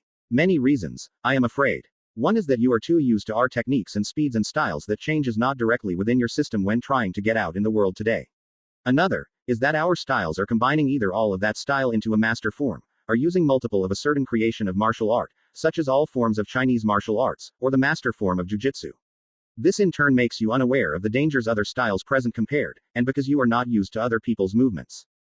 The elder started walking off. Learning to identify and put into practice what you learn and the ability to adapt to everything else, that is the true test of skill you are required to learn before advancing to the next skills both in life and in martial arts. Naruto looked up into the sky. I guess I need to remember. The world of martial arts are bigger than this dojo, are you masters, as well as much more different when facing off against those who can adapt to you rather than play along. With that, he went to train with Sakari. Kensai went with the elder, sighing. Seems he is only slightly repairing. He is becoming more whelming and more humbled thanks to his fights in the world ahead, but he is still having difficulty choosing a path. When will it get better for him? I do not know, but I cannot train his heart in love with so little being accepted by it. Elder hummed in thought. True, but I think only time will tell. If he gets out of line, I will throw him to the wolves of love and hope for the best, but until then, we have to support him any way we can. He is still a martial artist, and one with great skill and talent, as well as a good heart, and he always will have a good heart, even without love, but the fact remains, without love he will seal his heart away from it. Akisame hummed as he was sitting against the door railing. And if it's true he is a immune fighter, it could be dangerous. We took this gamble, and we failed in our duties, but that does not mean we failed just yet. I just hope that love buried inside him is both received and given. That is more important to me than any skill I can train him in. Kensai sat down, folding his arms in his sleeves. I talked with my father, and he told me he needed to think about the special Ma family techniques. If I can teach him these, it will be much easier for him to find the love he requires. Even with Mew. Elder hummed as he rolled his beard. I created a rather tough armor around her heart, but your techniques are very skilled. If you think they have a chance, then I say it is a good thing we have you here. Akisame looked at Kensai. So, Renka still in China. Kensai hummed heavily, sighing as he tried to think of a way out of the crossfire. My wife is a little upset that I've been here so long, and probably either came here with or without Renka, but I got a call from an old friend that Ama was seen flying into the country, a woman at that. Elder chuckled as he kept touching his beard. I see your point, but whether Renka or your wife is here, it will still do well to ask about it. Kensai nodded. But if anything, one or both are mad at me, so I will have to stay low until I figure out a way to keep them from forcing me back. Renka's last letter to me, she wanted to talk to Naruto, but I told her he was not at Ryazanpaku, and after that I never got another letter from her. Akisame sighed heavily. That will be a problem to you and Naruto. Renka might want revenge, and seeing she loves him like that enough to do this, I think it is wise to gather information without confronting them yet. Elder nodded. So, we wait for the information to divide our choices, and wish for the best. Kensai, tonight Mew will be unable to do the daily chores, so you have to do it. It will give Naruto the rest he needs, and you enough labor for your mind to work and get answers for all of us. Kensai nodded, standing up. I will inform Naruto to grab some of the ingredients needed for my 5-star Chinese cuisine. Maybe he can find a way to open up with less fighting and more outside influence with the normal world around us. Kensai left the room, and seeing Naruto, who for the last half hour was with Sakari, who was being shown an advanced move that branches from the Myoto'd stance and style of karate. It looked to be a very powerful and combination match move that used a good portion of the arms in junction with quick stamping steps to use the strength of the earth as a weight to push around. Naruto was going about the usual expected exercise for techniques, doing it over and over until he was certain he got it, which took nearly 2 whole days, and a total of around 8 hours straight without breaks, but his training for all masters would not be delayed or cut unless it was important. Kensai came up and grinned. I say, a good linear technique, and could do well, but sadly, we have to cut it short right now. You need to go into town for me and buy some ingredients for the dinner I'm making tonight, since Mew is still recovering. Naruto sighed heavily, looking down with guilt. I didn't mean to give her that hard of a strike, but I guess it's too late now. Alright, give me the list, and I will be out and back as soon as possible. He rolled his arms around, getting loosened up because he had to be fast to continue his training. Kensai gave him a list on a piece of paper, and bowed. Don't rush it, make sure, triple check even, this requires great precise amounts and everything, the whole 9 yards as you would say, in order to get done. Naruto smiled, reading the list a bit. Yeah, like all your dishes. So, get ready for dinner, I shall return with every piece of food you need. See ya Sifu, sensei. He ran, rather slowly compared to normal seeing as he had his weights back on again, and he did so out the gate and through the streets. Kensai sighed. Sakari huffed a little. I think it would do him good to go through the Akisame special soon. Kensai's eye glowed as he grinned. Perfect training for his moves, but thing is, he needs mine before he can try. Sakari shrugged as he went back in the dojo. Sure thing, but don't wait too long, you never know when he will need that training. See you for dinner, and tell me when he returns, so I know when to train him. Naruto was running down the street, top speed as he can get while weighed down, and started to see no one on the street, and seen why. There was a row and blockade of guys in front of him, and none he ever seen, but by the looks of their faces. They seen him, and are not very friendly. He stopped hard and fast, almost as if he had hit a wall made from inch-thick titanium, and the middle guy with long spiky hair whistled. Nice, you are a very good leg man. Kasara would love that about you. Naruto narrowed his eyes. Again with her. I mean I understand she helps run a giant gang, but how many of you is she willing to lose over my attention? 'Cause she got it, enough for me to want to kick her ass. Though I will not do shit to follow you guys anywhere. She comes to me, or loses everyone. Suji chuckled, grinning wildly. You got guts, I like that, but sadly guts won't help you in this case. Look, how about we just talk it out before figuring if fighting is necessary? There should be a clean area nearby, maybe a park, how about it? Naruto thought about it. If he refuses, he has to fight these guys, and he felt like training anyway, so good idea, but then again, this is still a civilized society, and beating the shit out of people you do not like very much is not permitted, so talking was a good idea. And given a good reason to beat them to a pulp, he will do so without hesitation. He nodded, and Suji nodded too before turning, his men following, and Naruto following them too. It took a while, but found a nearby open area construction site, and Suji looked back to Naruto. I'll get right to the chase. I want you to join my crew. Naruto looked hardened, sighing as he crossed his arms. Hell no. Suji didn't lose his smile. Thought you might say that at first, but had to try first shot. Listen, Kasara's crew is coming at you, and if they can they will throw every kind of martial art and fighter level they can to bring you down. I hate to see a fighter of your caliber thrown down because Kasara wanted you dead. Suji gestured to his men. Join my crew and I can offer you protection. Kasara is the only one to even be in the league of my fighters, and even then, I can still protect you from her. Join me and I'll make sure they never get near you. I can really use a guy like you on my team too. Naruto frowned as he looked to Suji. Why are you even saying this and wanting me to join you? Doesn't seem like my skills are the only reason. He wanted to know if this guy could even be trusted, determined on his life choices and his way of doing things.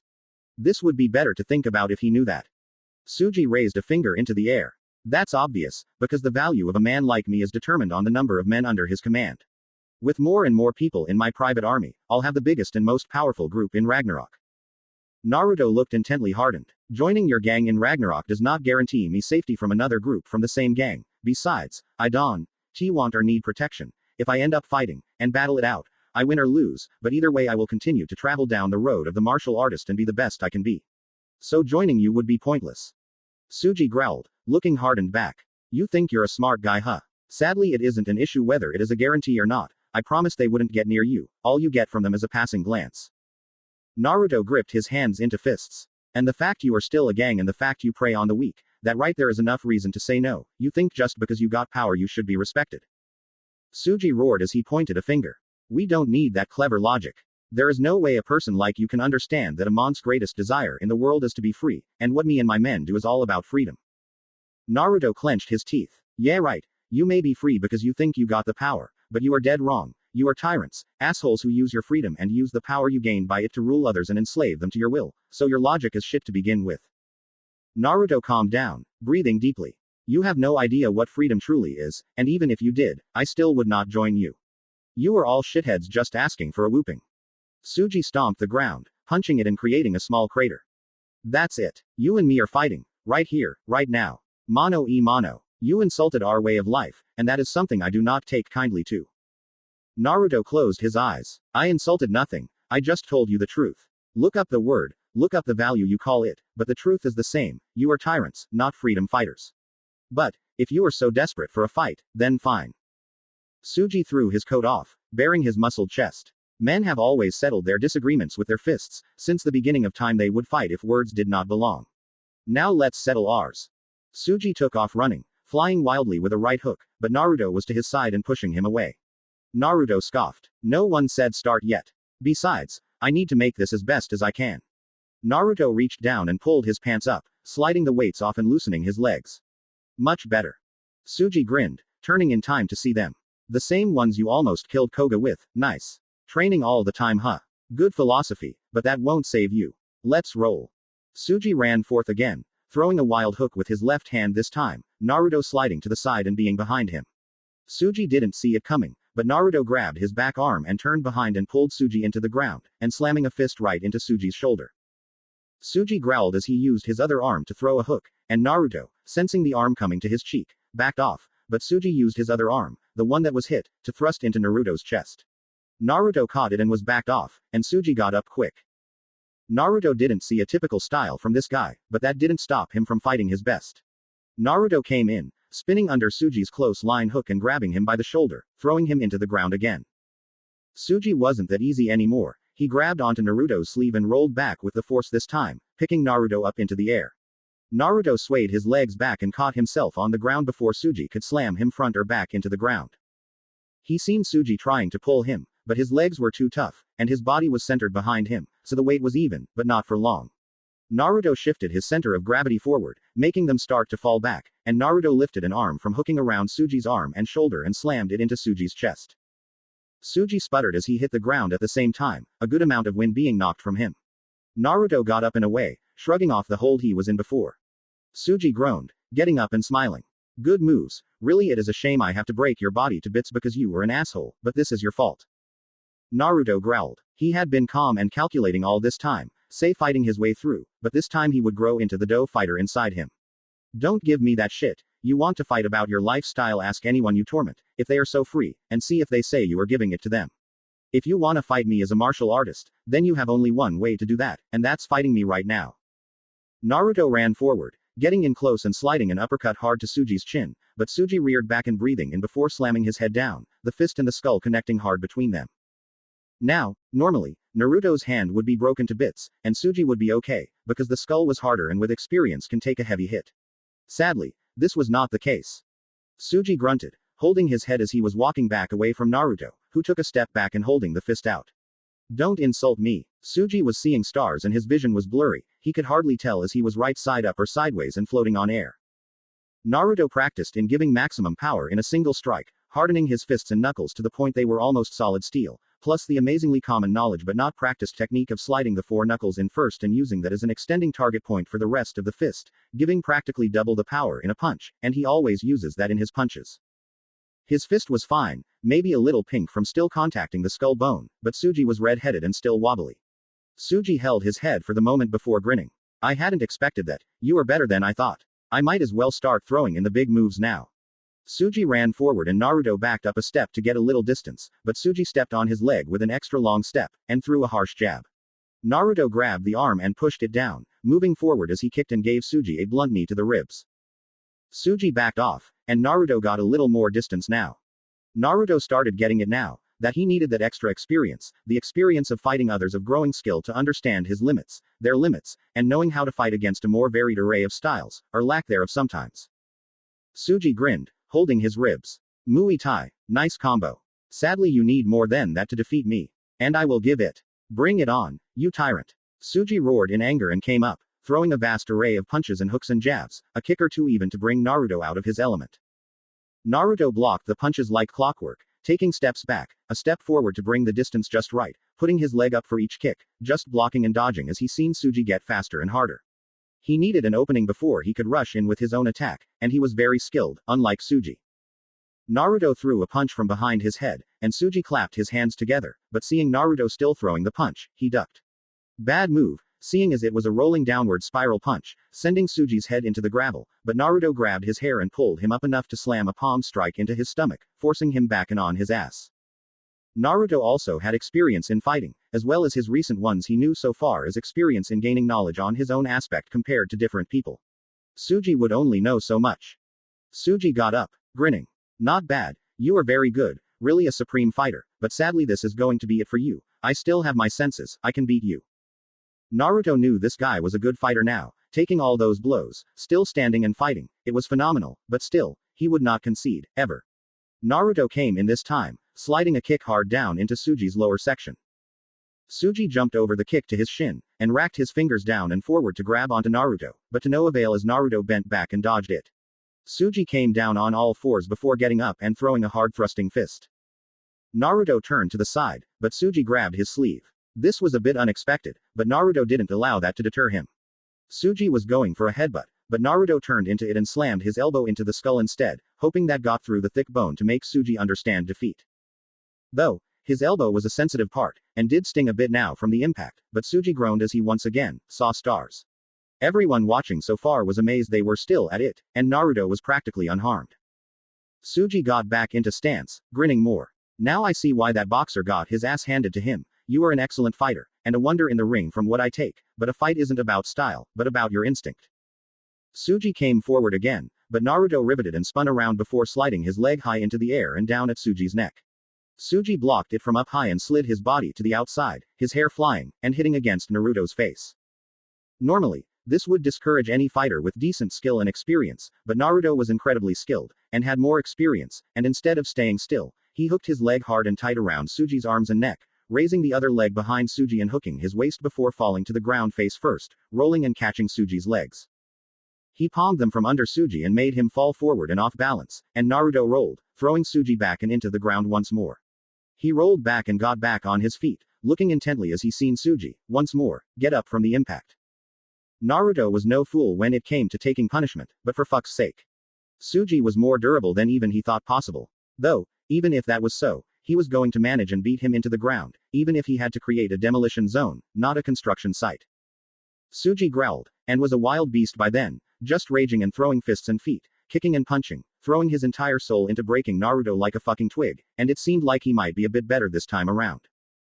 Naruto dodged every strike, bending back, sliding to the side and getting behind him, ducking, jumping back and rolling all over. Seeing Suji just like a wild man was a bit nerve-wracking. Seeing a do fighter this crazy was rare. Very rare. Even Sakari and Apachai were never this wild.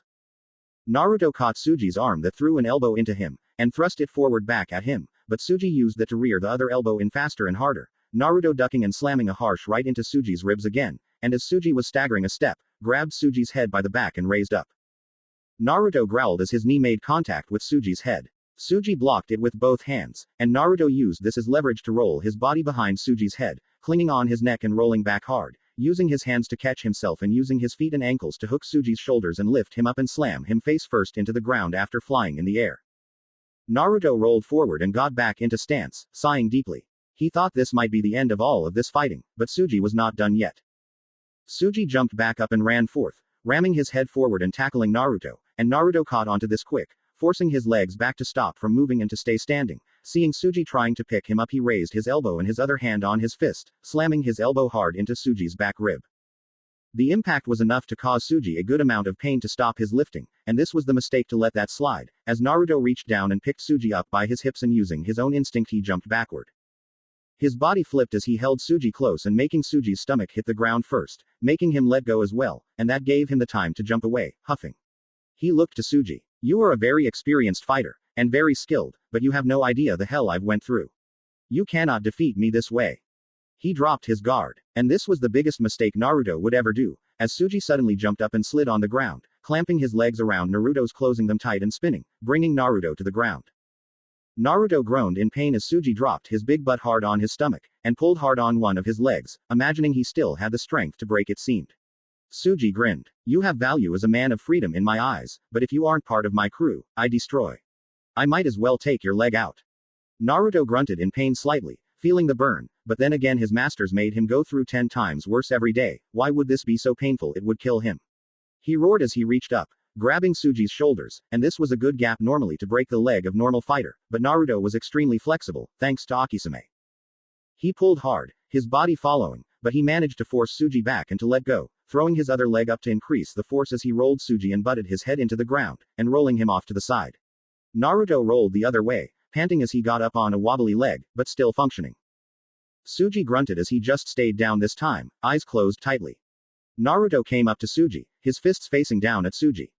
You are finished. That is that. Naruto, not taking chances, kept his guard up as he walked away and out of the construction site. He got to the gate when he let it down and looked to the rest of the guys there. Might want to take him to the hospital or something, he might need medical attention. Naruto walked off, and seeing the time he noticed he needed to get groceries, but also he had a schedule to meet someone today, the girl he saved in the past. He sighed and thought of the time. He thought why not, putting the groceries on hold till he got done with the girl, and went to the warehouse at the address given to him. He seen it, a little wore out, but still good. Naruto walked in the front door, and through the building as he called out. Hello, it's Naruto, the one from last night. You wanted me here, so where are you? Apparently he wasn't loud enough, but he did hear she was. He heard yelling and grunting, as if someone was training actually, and shrugged, following the noise to a certain door, and knocking on it.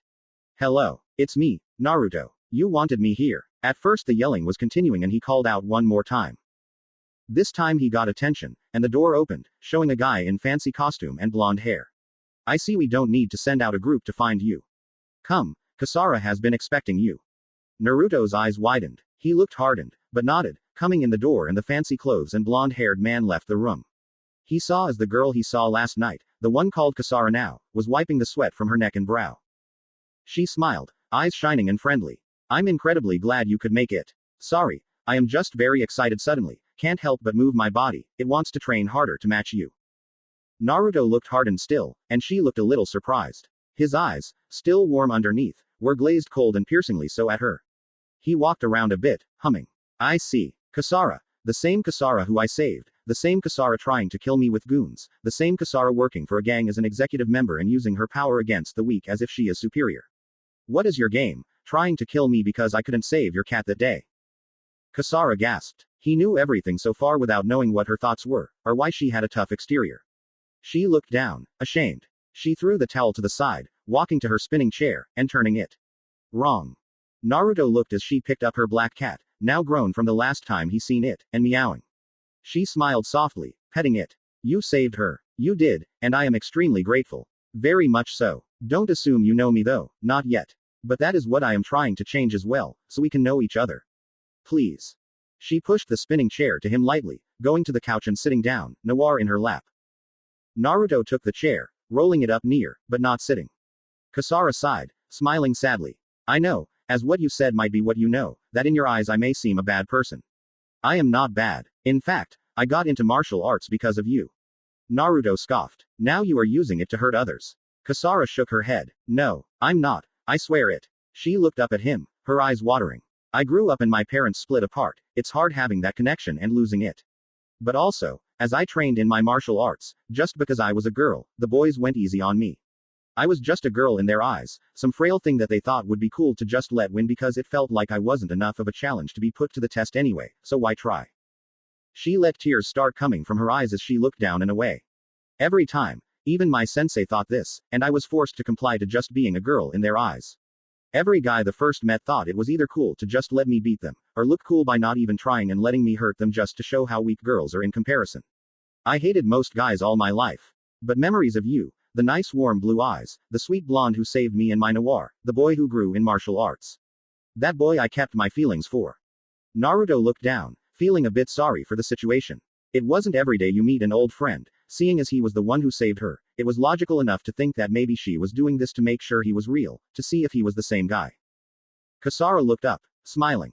When I heard your name, Naruto, when I saw your picture and seen that spiky blonde, the warm blue eyes, I hoped beyond hope, but I also had to keep my tough exterior, keep composed as a leader here, because it wouldn't do well to insult the one person I looked up to after you left. Naruto was curious. She had another she was looking up to. If so, why was he so significant? Kasara chuckled lightly. Freya, she was an idol to me in my time as a frail girl. She, as a woman, could go toe-to-toe with any man and win, and it was because of her skills she could do so. That helped me realize I needed to just train harder and prove myself as skilled enough to face the boys seriously. Naruto decided now to sit down, sitting in the chair as she looked at him, smiling. Turns out she used weapons, but I don't fault her for that. It's just not me to use any weapons, so I didn't, and that seemed to outcast me from the rest of her troop of Valkyrie. I just wanted to do it my own way. Was that so wrong? Naruto shook his head, sighing as he let his guard down this time. No, you did well. You do what you want, because martial arts is still about your expression in the art of combat and self-preservation. Kasara looked in wonder at him, but smiled brightly, petting Noir and looking at her. Thanks for everything you have done. Saving me, and others, saving Noir. And you protect the weak or strong, just because you are so strongly about doing the right thing. I may be of Ragnarok, but I did not do any of that. I did though. Naruto completed this sentence for her. Send others out, who did bully others. Kasara nodded, sighing heavily. He saw her crying more, and sighed heavily himself. He wiped her tears away from her cheeks, and lifting her head. Kasara looked at him in slight surprise at what he did for her, and he smiled. Just make sure not to allow that happen again. Maybe then you can have a better gang, one for justice. Kasara smiled, sniffling and wiping her eyes. Yeah, I still need time to think. I have been thinking about it a lot, and I don't know whether to quit and try to make it on my own and possibly with you as my friend, or keep here, possibly ending all possible ties with you and not insult Freya. Naruto smiled, nodding as he stood. I understand that, though, just to tell you, as long as you fight for justice, you can stay in this gang and still be my friend. Hopefully you can do that, but if not, then whatever you choose. But I will still be against Ragnarok's whole operation. He turned and walked to the door, but before he reached it he turned, smiling. Suji is probably going to come back with a woozy head, so hope he wasn't valuable. See y'all later. He turned again and Kasara put Noir down, rushing up to him and hugging him tightly from behind.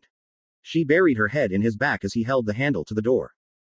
Kasara sniffled a little more but sighed, giving a good squeeze against him. Be well, and if you need anything, just come by and ask. See you soon. He smiled, nodding and held her hand in his for a moment. Yes. She let go and turned, composing herself and putting her hands on her hips. Now get going. Can't have the help seeing me act like this. Naruto grinned, chuckling lightly. As you wish. He opened the door and left, giving a slight bow to the fancy-looking guy. Naruto left the building, and when he did, he looked up into the bright sky, smiling. Today seems like a wonderful day to me. Maybe I'll pick up something from you to help her get better. And with that, he left to gather the groceries. XXX Omake. Kasara notices Kitty in many forms, highly anticipated XXX. Kasara looked at the picture in the file she was given, and saw the whisker marks on his face. Now, She was huge with cats, Noir by her and meowing, and seeing this picture she was conflicted inside. She coughed in her hand. Leave me for a few minutes. No one moved, just looking at each other. She twitched. Now you jackasses. Go. Get. Shoo. That got a fire under their asses and they swept out, the door slamming closed behind them all. She looked at the picture again. Then, all hell broke loose. Kitty. He cute kitty. She swirled in her revolving chair, purring as she rubbed the picture against her cheek and chest, meowing every now and again. Thank God she had this room soundproofed so no one could hear her, because she would be the laughingstock of Ragnarok by the end of dinner. So cute I love kittens he. Few days later.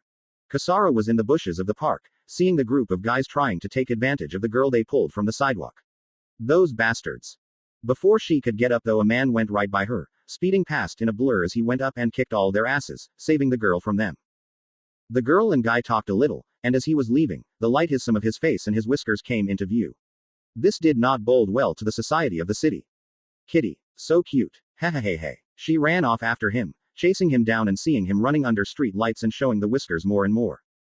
She continued chase, her face turning up, her mouth turning into a sideways 3, growing fake whiskers and our eyes turning bright in color and round but with slit pupils. I love kittens so much. Kitty. He. Naruto ran faster, but she kept pace as she loved his whiskers. He cried. Ymehehe. His whiskers always getting him in trouble it seemed. He swore he would get a mask even if it was made from his own skin. I'm not a kitty. Most recent incident. Naruto entered the room, the fancy-looking man leaving and closing the door. He turned to see Kasara wiping her face off. Take a seat, it's nice to finally see you again. I thought I'd never s. Naruto felt a shiver go up his spine, and gulped aloud, sweating as he noticed Kasara's features change. Her eyes growing and getting big and round, fake whiskers appearing, her mouth going into a sideways 3 again. Not bold. Well. Kitty. So cute kitty kittyyyyyy. She jumped him, getting on top of him and rubbing her face and body against his chest and neck and cheeks, purring loudly like a real cat. He cried as he tried to crawl away, trying to pry her off him. I'm not a cat. OR kitty. Get off. ARRRG. He kept sliding along the floor, but to no avail as she just crawled back up, her body rubbing his suggestively as he tried. He groaned, getting a pry bar and getting it between them and pulling hard. It broke. He put on a mask and tried to cut them apart with a weld cutter, but not only did the laws of physics not burn them to ashes, but she stayed on. He groaned and put a rope on her around her waist, putting it around the steel beam, and jumping back and out the window to try and let gravity let go of him. The rope went taut and pulled against their fusion it seemed, but she kept on, even wrapping her legs around him and clamping. What was really weird was the entire warehouse broke down around them as they fell to the ground, and not a single piece of debris hit them. He got up, her still on him, and tried to pry her off using all the walls and beams and bars and rods everywhere, but cried as she just kept clinging. He laid down, crying, Noir, somehow surviving, coming up and nuzzling his other cheek and purring too. Why me? Kasara giggling and purring more. My kitty, hehehehe, cute. He stayed there, bound day and night to the black cat, and Kasara, just being their kitty plush because of his damn whiskers. Naruto sighed. He smiled. Well, I am at least loved now. That is perfect. Kasara mumbling in her purring kitty sleep. I love Naruto kitty, you so cute. Noir giggled and talked as she laid on his chest. We do love you Naruto, so enjoy our kitty love, because it's just awesome. Naruto nodded, chuckling. Then both he and Kasara looked at Noir as she looked wide-eyed at them. Noir looked at them. Something on my whiskers. Naruto and Kasara both yelled in unison. You can talk. HYA. Naruto flinched as Nijima had once again got behind Mew sneakily, and seen him gasping for breath on the ground. Mew sighed heavily in worry. Why do you do that? Do you enjoy punishment that much? Naruto picked him up and popped his back into place again. Nijima sighed and turned, smiling. You are just impeccable here. I mean really, you knock the trio out of the water, bring Suji down to size, what's next? Gonna fight the main one now. Naruto scoffed. Nah, Kasara Nanjo isn't on my list, and I'm no longer on hers, so you can forget it. Nijima looked a little puzzled though and got in front of him. Now hold on, this is important. What do you mean by that? Did you join them or something? Naruto looked at Nijima with a hard glare. Like it should matter to you, but to clarify, hell no. I didn't join them, but me and her had a little chat. And that is all there is to it. I refused, she understood, we went our separate ways. Now can you just bug off so we can go to the next class? Nijima frowned. Spoiled sport. Oh, before I forget, I heard that the 7 deadly fists are using an upcoming gang war to initiate Kasara into the fists ranks.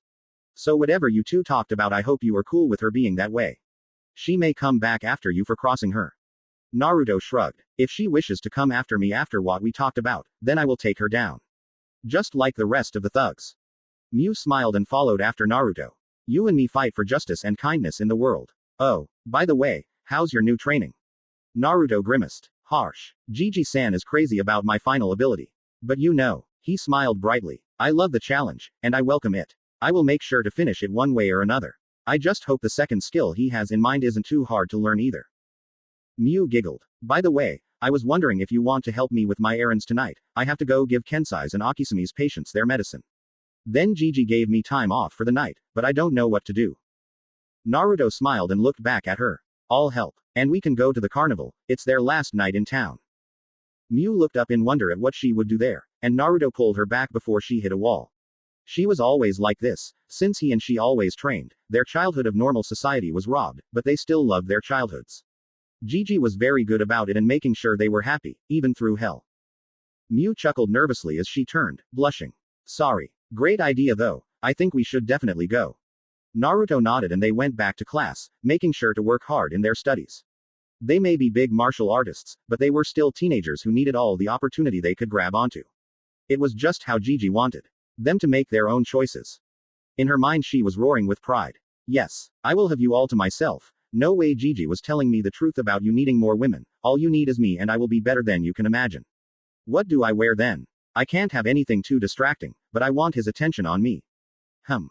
They were about to enter their next class when the door opened and a flying jab was Naruto's greeting. Naruto caught it to see Takeda grinning and pulling his right fist back and grinning more. Still speedy on the block, nice. So, how goes everything, man? Naruto smiled and shook his hand. It would be better if you stopped trying to break my writing hand. So, the arm any better? You've done what? 300 so far. Takeda smiled normally, looking at his left hand which he moved up to look at. Akisume is a great doctor. He told me first thing after the next 100 painful crunches tomorrow I can start using my left fist for bigger boxing training. Though I doubt it'll be for any good. Naruto frowned and Mew was a little confused. Takeda sighed, frowning himself. Ragnarok isn't too kind on deserters. Kasara will send her goons to thrash me, and more than likely will try to break my arm all over again. Naruto put a hand on Takeda's shoulder, smiling. Just trust in me. All you need to do is give the dojo a call and I'll be instantly there. Takeda just looked at Naruto, then smiled as he put a thumb up, winking. I'll see ya around, Naruto. Check you later, honey, he said to both Naruto and, honey, to Mew before walking off. Mew ignored him, of course. Naruto and Mew went about their day and were going home when once again, as usual, Nijima was on them. This time he was a bit more serious. I got some information. Some tough stuff here. Naruto stopped and nodded. Nijima looked over his information. Just got this in from some contacts. Seems your buddy Takeda is in the sights of the fists. After the initiation of Kasara, they plan to have her and Suji beat him to a pulp for breaking off from the gang. With a witness from one of the deadly fists themselves. Better be careful here. Seeing as you took down Suji, it would seem the gang has you in its crosshairs too, but they are planning it out. Naruto started walking again. Thanks, and I'm sure Takeda can take care of himself now with his arm in shape again, but if not he will reach me if he needs me. Otherwise, as I said before, the only way I fight them off personally is if they come for me. Nijima scoffed. Fine, be that way. See you around then. As soon as Naruto and Mew left the grounds though he grinned, clicking on his PDA and checking his plans. The Naru regiment will begin very soon. Hopefully things work out as I plan. I want to rule the world by the end of school. Ah ha ha ha ha ha ha ha ha. Mew giggled in her hand as she looked to Naruto. Can't fool me, you big softy. You and I both know you will find a way to protect Takeda. This time, I will be brought along. Naruto grinned sheepishly, rubbing the back of his head. Found me out as always. But yeah, sorry about the recent fights and you not being there. Sadly for me, the luck with these fights happens to be rougher than I thought. But no worries, you and I are sticking together from now on. Mew started up ahead a little. Race you home. Naruto grinned as he followed, both of them running top speed back to the dojo. They got back and Naruto chuckled as he opened the gate open, Mew huffing, but smiling. Naruto looked to her and bowed. You won, milady. Mew bowed back before they went in. Mew sighed. That was a lot of force I had to put in to beat you, and only by a single centimeter. Naruto grinned and rubbed her back. But it was a centimeter, and with how we are usually. That's a hell of an accomplishment. They went and got changed for the day and Naruto went out to see Elder and Shigure outside waiting for him. Naruto smiled and bowed. Shigure-sensei. Back from collecting swords I see. Any luck? Shigure nodded a little and bowed back. She looked to Elder, who nodded to her, and she took a deep breath. For your training, I will be the one to help you overcome your obstacles. Naruto thought a moment and Elder saw this as something to greet with an answer. My boy, your training in the ultimate Sei technique is taking a bit long. I thought why not bring in someone to help us out. You know how to complete the last level, but you can't seem to do it. Naruto sighed heavily, but bowed. Sorry Gigi. Shigure, I leave my body in your hands. Elder nodded and walked away. Don't kill him Shigure, but be careful for he may have the needed skill to go on par with whatever you choose to strike with. Naruto looked to Elder and Elder just laughed heartily. Shigure blinked before grabbing her chain scythe and ball, and got ready into stance. Ready. Naruto nodded and got into stance, and activated his Ryusei Sikuken, his ultimate Sei technique. Shigure roared and threw her scythe at Naruto, and in slow motion, it was just about to cut him, when he moved just to the wide and the scythe went by without even touching him, and he saw her pull it back and throw the ball. He flowed and rotated his body, making the scythe bypass him again but bending back to make the ball overshoot, and he used his arm to raise the chain up and gone under swiftly as 3 shuriken almost hit him where he last stood. Shigure pulled everything back and spun the scythe in her hand. Not bad. She slung the ball around her neck and grabbed her many shuriken as well as some smoke balls. Try this. She threw the smoke down and then her shuriken, and as it covered Naruto, he was unable to rightfully see, but he did slip under the shuriken, but when Shigure was on him, he twisted under he kick, sliding behind her when she tried to slash down at him, and jumped over her swinging chain and ball before rolling in midair and dodging her quick elbow to the neck. It was like a dance, an art being performed by the two as Shigure kept everything going, making it get closer and closer to hitting Naruto, who swung around her like a shadow. Suddenly though she was too fast and slammed a hell in his stomach, which he was good enough to get only a scratch off but that kick was the deciding factor to his defeat, as the second hit home to his chin and he flung back and onto the ground. Naruto grunted, rubbing his chin. Dang. Note to self, never try to match a sensei's speed. Shigure held a hand out and he smiled, taking it and getting up before they bowed. For the rest of that day they were just going at it till dinner time. Miu cooked a good round meal for everyone, but she and Naruto didn't eat. They got up and Miu bowed. Gigi, me and Naruto are going to the carnival, I hope you don't mind. Elder hummed, brushing his beard before smiling. I don't see why not. Just don't go overboard out there. Many things can go wrong. Miu almost tackled him in happiness before going to dress up for the night, having a perfect idea to wow Naruto tonight. Kensai, Akisame, Sakari, Shigure, and even Elder had glowing eyes and grins. Naruto gulped. Elder came up. You treat her right, or the training will kill you, I guarantee it. If she comes back hurt or upset, I will kill you myself. Understood, my boy. Naruto grinned and nervously chuckled, sweat dropping at the protectiveness. Yes Gigi, I understand. You know me better than that though, I will treat her right. Everyone calmed down and laughed, and Akisame spoke next. Sorry, making sure you are keeping a cool head here. Miu is a special lady, so keep in mind her need for attention and how she might feel. Naruto nodded, smiling as he got up and started to get dressed himself. Thanks guys, see y'all later. As he went off, Elder looked to Shigure and she looked down. He learned well, but his ability needs one more thing before it can be complete. They all hung on her words and she looked to Elder, frowning. He needs, but does not yet possess, the inner eye. Elder hummed in disappointment. I see. Seems that we conditioned his heart to be solid wall. That does not bode well. We cannot deny his want and need for more training, but he needs to find more to live for. Miu is helping, and if I know her well enough, and I do, she will be grabbing at his attention, thus helping him gain the eye. You need 2 things for the inner eye. A warrior's spirit developed through the years, and an always caring, loving heart. He needs to find love as all. Kensai sighed at this. From what I know, Miu is going to be selfish about this, but if I know Naruto enough to realize what is needed, I can talk her into allowing him to be with more than just her. As well as his own needs needing satisfaction in their own right for love. It was quiet after that, and they all went about their business. Though, Kensai looked up into the sky rather than in his magazine. Love will find a way, huh? Well I will hope so. Because Naruto is like another son to me. I cannot have him take the path of Asura because of lack of love. I will do all I can to bring the love for him. Even if I have to fight the elder to do so. Kensai just continued to read High magazine, and he knew with the elder's ears, it was heard. But he didn't even flinch. Elder was in the hallway going to take a walk when he heard it, and smiled. Very well. If it needs to be done, then I will gladly accept your wishes. He is like a grandson to me as well. I will not allow him to just walk the wrong path over Miu's selfishness. Shigure was in her room, shedding her clothes before sitting before her Buddha, the one Akisume built for her just for praying. She looked at it and rose her hands. I pray for my heart to find a path that will accept my goals. She breathed deeply before bowing and praying it once more in her mind. She soon rose and grabbed her sword and her shuriken and tonfas, and dressed around them in a black kunoichi outfit, painting black over her face and neck and being completely covered in black. I will help. Naruto.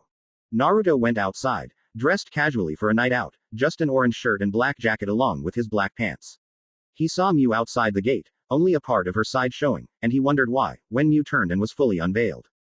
If Naruto was a normal hot-blooded male who has not been around Miu for this long, and add on the fact his current unimpressive, undeterred attitude from training that shows in his daily life, he would be knocked to the damn walkway unconscious from the radiating glow coming from Miu. Miu was dressed to impress, very incredible. In a low-cut blue shirt that hugged her form and hip-hugger blue jeans she bought just the other day for a night like this, and her usual short mini pink jacket was quite the eye-drawer. Naruto, however, was not floored. For the reasons above, he was not a normal hot-blooded male, and he did know Miu for a long time, as well as his current attitude over himself helped keep him on his feet. Not to say he wasn't damn impressed. Eyes wide, whistling a little as he seen this, and had to reboot his brain after a minute. He smiled, walking up to her and offering his arm. Let's get going, shall we? Miu grabbed onto his arm, giggling as she was happy he was impressed, and they walked to the carnival, hoping it was going to be good. Miu was currently trying to plan it out, trying to figure out what Naruto might like to do, and something that would help her get his heart. She did read in a good book that relationships like that require the first date to go smoothly with your partner, and if things went bad through the date, as long as you and your partner are okay with it, then there is still hope for a good relationship.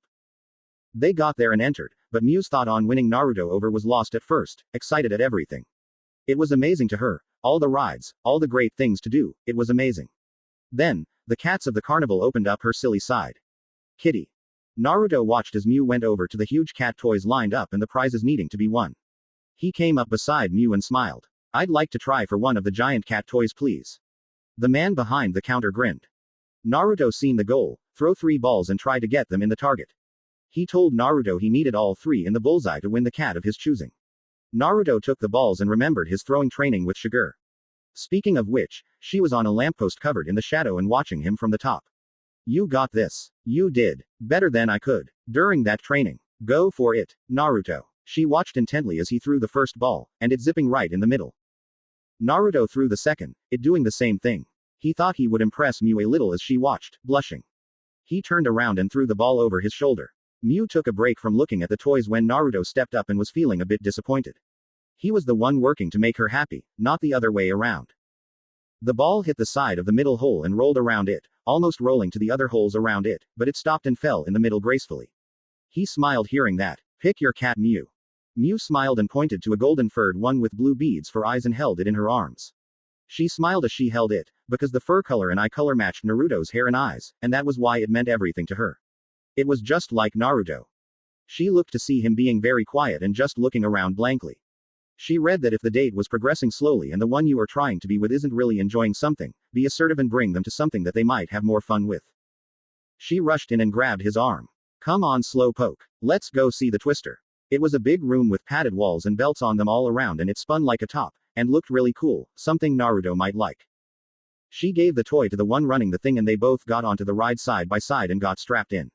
Miu was blushing, seeing Naruto looking around a bit and in slight wonder. She took his hand in her own, smiling as he looked down to see it and smiled back. The ride started and it was slow at first, but soon it picked up a great deal of speed, and the wind was rushing by them. Miu was like a little kid getting her childhood back and yelling in joy, whilst Naruto was smiling and squeezing her hand in his. He felt good knowing she was having fun and enjoyed the ride, only for the fact she was having so much fun. They got off and she was just incredibly excited. She grabbed her toy and pulled Naruto around. Shigure watched in excitement herself, seeing them having so much fun on simple rides and everything. She felt jealous. Wait, jealous. She put a hand over her heart as she watched Miu and Naruto having fun, riding the bumper cars and getting some cotton candy, even going on an Iceman ride. That was twisting and turning them in carts along a track. Naruto was slowly coming from his shell, but was still keeping his composure, a trained trait from them. She felt guilty for that, but jealous she wasn't the one doing it. She blushed and gripped her shirt over her heart. Do I really love Naruto? She stood and watched Miu take them on a haunted house ride and closed her eyes. I think I need to pray some more. She vanished to return to the dojo and pray, hoping to work out her conflicted emotions in dangerously close proximity to her own student. It was impossible, wasn't it? For a teacher and student to do such a thing. But the heart wants what the heart wants. She would figure it out soon enough. And practiced her sword techniques to clear her mind. Naruto and Mew came from the haunted house, giggling. Such layers, we seen scarier from Apachai, and he's such a big softy. Naruto chuckled lightly. Got that right. We need to be getting back to the dojo. I bet Gigi is wondering is we are fine. He guided Mew through the last of the carnival, when Mew stopped him, frowning as she held her cat toy. He looked puzzled. What's wrong? Don't like the cat toy. If you want something else I will be happy to get you anything you want. Mew held her toy tighter, smiling sadly. That's not it. I love it. I really do.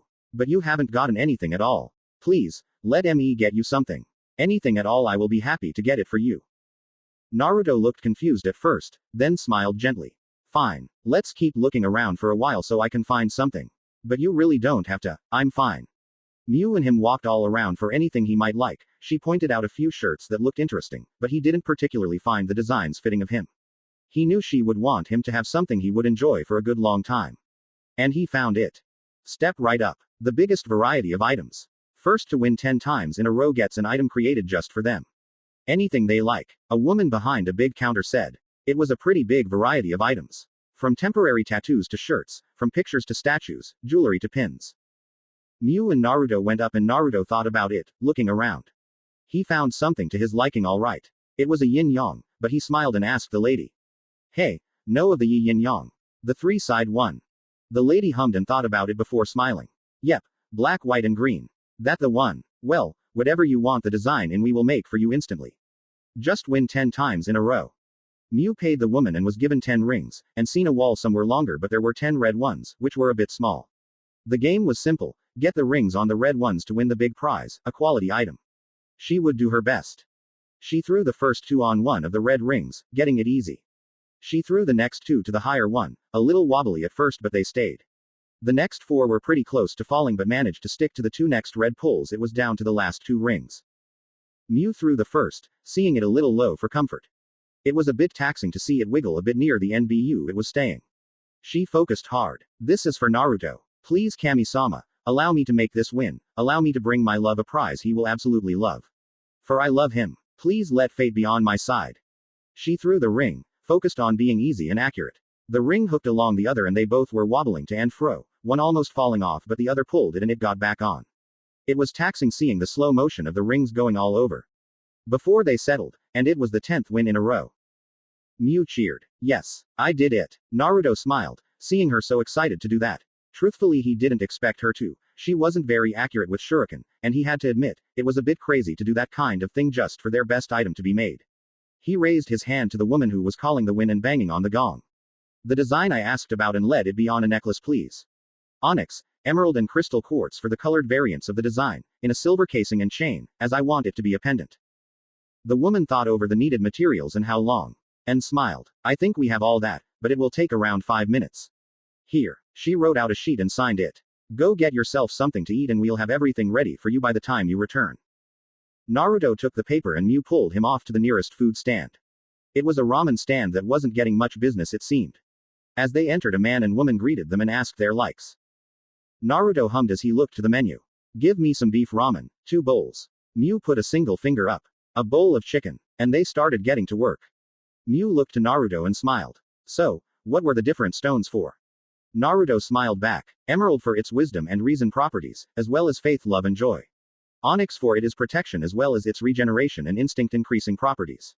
Crystal quartz for its energy enhancing and focusing properties. And lastly silver being a good conductor to help all 3 stones properties flow with each other and has a cleansing ability as well as energizes my patience and perseverance. Mew looked amazed he knew of all that. Akisumi's books right. Naruto grinned. Yep. Told me a lot when I was bored. Even learned of the yin-yang that way. Anyway, thanks. Like I said though, you didn't have to, and you didn't need to go so far as to get the best prize quality. Mew blushed, smiling as she held her cat toy close. Of course I did. You got me this, it's only right I do my best for you as well. She wanted to hit herself, not being able to say the 3 words. Truthfully though, she didn't know if she should, considering how Naruto is. Naruto and Mew got their bowls and started digging in, and that first bite for Naruto was sweet, but he grinned and bared the broth noodles that were never going to be as good as Mew's cooking. Though he wouldn't be rude and say that to the two who gave him the bowl. After they both were done, they returned to the stand and the woman was there grinning. Well, we did promise 5 minutes. She put the newest to come in to try their luck on hold as she went in the back. It was an extra minute before she came back out and presented the pendant. Naruto held it a little and smiled, seeing the green flowing behind the white, and the white flowing behind the black, and the black flowing behind the green in a complete flow. Between the gems and encasing them outside the flow was the silver he asked for, that was connected to a silver chain link to wrap around his neck. He put it on and presented it proudly before thanking the woman and leaving with Mew. Well, I enjoy this Mew, thank you very much. So, homebound. Think I can get a little more training in tonight before bed? Mew smiled as she looked at Naruto's eager eyes. I think so, but I doubt very much is going to be trained at this rate. They returned nearly at 11, and saw that no one was waiting. Naruto was thinking maybe they were either busy or they didn't care enough to wait at the gate this late. And felt like he was going to die, as when they went in the gates closed, showing the masters and even the elder standing behind them. Naruto's sweat dropped and chuckled nervously. Elder saw he was wearing a pendant, and the different stones in the silver casing, and Mew holding a big plush cat toy that would remind Mew of Naruto a lot. He smiled, turning off his ki, and the others did too. They started to walk back in past Naruto and Mew, Sakari first and patting his shoulder. Nice going, seems you did fine making her happy. Kensai next. Well done my boy, can't say I'm not surprised. Akisame bowed a little, seems you remembered the gemstone properties, and I hope you don't lose it, she must have worked hard getting it for you. Whilst Shiger just nodded his way. Elder smiled and spoke, but Naruto heard one sentence, and Mew another. Good work my boy, you made her very happy, keep doing so will you? Mew, I am happy you two did well, but remember, he needs more love, as I am sure you noticed. Mew frowned a bit, nodding, and Naruto noticed this, but he nodded to Elder and smiled. Elder went off and hummed a tune. Mew turned to Naruto and took a deep breath. Naruto, I had a great time tonight. Sleep well, and I hope breakfast is to your liking tomorrow. Also, I really care for you. A lot. She bit her lip, but smiled, blushing brightly before hugging him tight and flying off to her room. Naruto sighed but smiled. It always is Mew.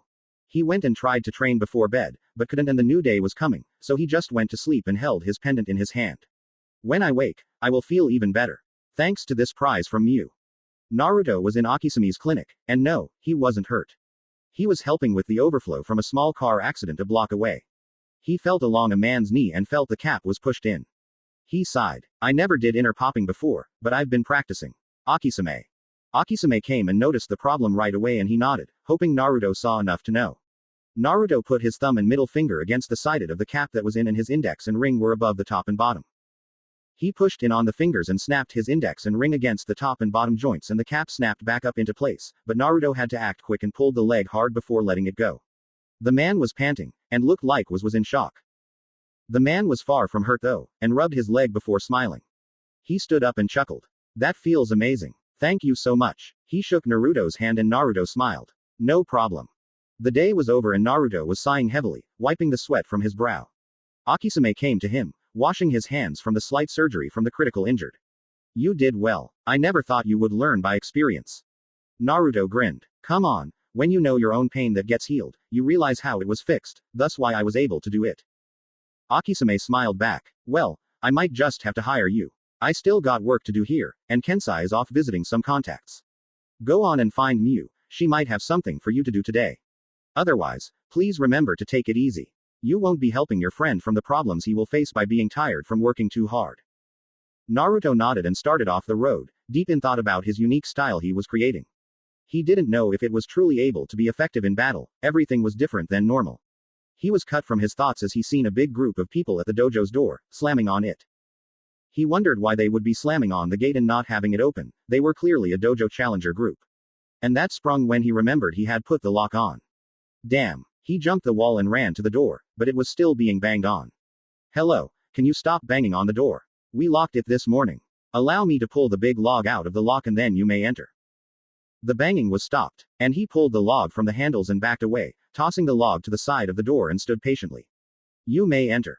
The door burst open and a lot of young men jumped in and formed a corridor, in which at the end was a man in kabuki makeup and a hairstyle that seemed to be like a crab's legs sprouting out. We are Shikanodori Dojo. We have come to challenge this dojo's master.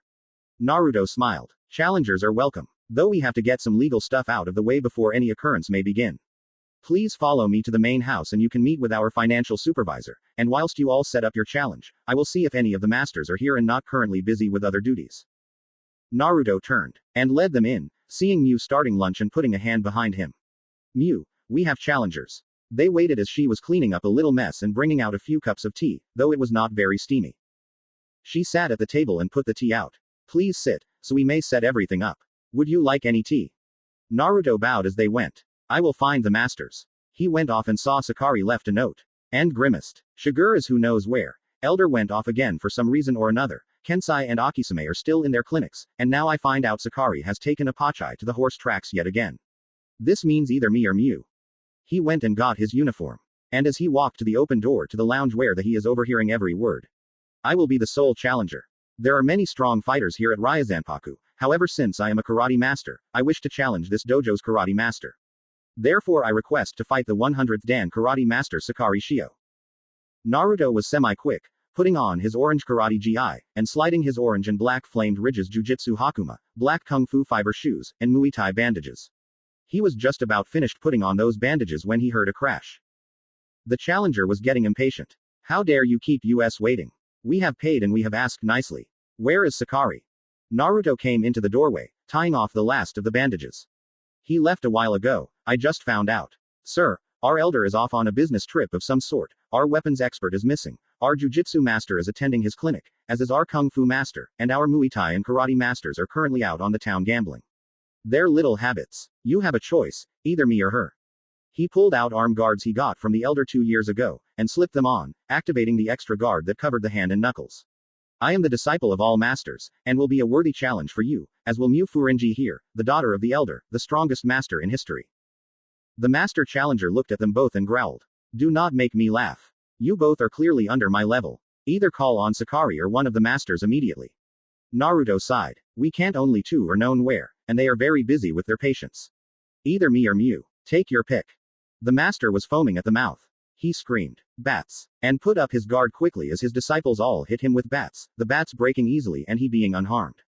Naruto was a bit impressed. The last master was hardly able to do that much. The master chuckled, his guard still up. Not feeling so cocky now are you? We of the Shikonadori style train our bodies to be as hard as steel. There is no way you can do anything against me. Naruto popped his neck, sighing. You are so cocky. So, choose, me or the girl. The master was slightly taken back from that. He smiled. A lot of guts, I like that. Fine, since you seem to have at least a good amount of instinct and courage to take me on after that, then you shall be my first opponent. Miu rolled her eyes. More like only opponent. Naruto, keep in mind, fighting a master is still hard work. Remember what happened last time. Oh, he knew.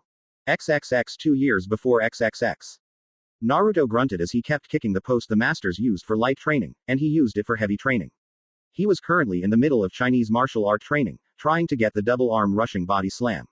He was first needing his legs to feel weak, as Kensai told him before. He heard a loud knocking and watched as Sakari gathered them inside, and went in to see who they were. They were Chinese martial artists, and they came to challenge Ryazanpaku and take the sign. Naruto was just getting into the workings of why a dojo was so important to martial arts when there were so many types and dojos to choose from. It was a pride thing. They paid for a disciple and master to fight, and the elder, who set up the deal, sweetened it. He said if their own disciple, Naruto, could fight both of them, that he himself would fight if Naruto lost, and that meant a huge deal to the other dojos seeing as Hayato never fought challengers himself. They accepted and Naruto stepped up against first the disciple, the second strongest of the group, second only to the master of course, and he and Naruto fought it out. Naruto rushed in with a double palm he learned way back, but found that this black belt was heavily matched against him, as this was Bagua. He found the opponent was behind him, and Naruto had to think carefully as Kensai taught him about these types. Circular styles like this was always meant for vast movements and big circles to dodge and defend. He knew stepping back was a bad idea, and turning would only allow him to turn as well. He decided to go with jujitsu. He arched back and reached with both arms, grabbing onto the wrist of his opponent and pulled hard, making the opponent slam his chest into Naruto's back, and in a second he was flipped hard and into the floor. Naruto twisted the arm in a lock and raised a fist up, slamming it hard into the ground beside the other disciple's head. That marked the end there. Naruto stood, bowing deeply to his opponent. Thank you, it was a good match. Now, the master stepped up, smiling. That was impressive. Using jujitsu to match our Bagua, very clever. Although now you have to face a master.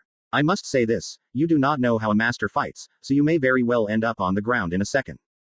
Naruto got ready, and so did the master. The master smiled. Because you did so well, I will allow your first strike free. Come on. Naruto had to do his strongest straight technique, otherwise this guy would dodge it. He calmed himself, and ran forward, getting close as he started to throw his punch. This made the master turn his leg back and lean forward. Naruto though was getting into feints at this point in his training, and instead of throwing his punch, stepped an extra step forward and swung his leg forward and up hard, snapping his leg hard into the master's chest. Thing was. The master saw this and leaned back, grinning before snapping a kick and tripping Naruto into the floor. Naruto didn't expect that at all, he wondered why it didn't work at all. He landed and rolled away to get from the master tapping the floor in a kill blow. He flipped up and found a hard palm thrust into his side and spun him into the wall, in which had the master kick and tried to make him go through it.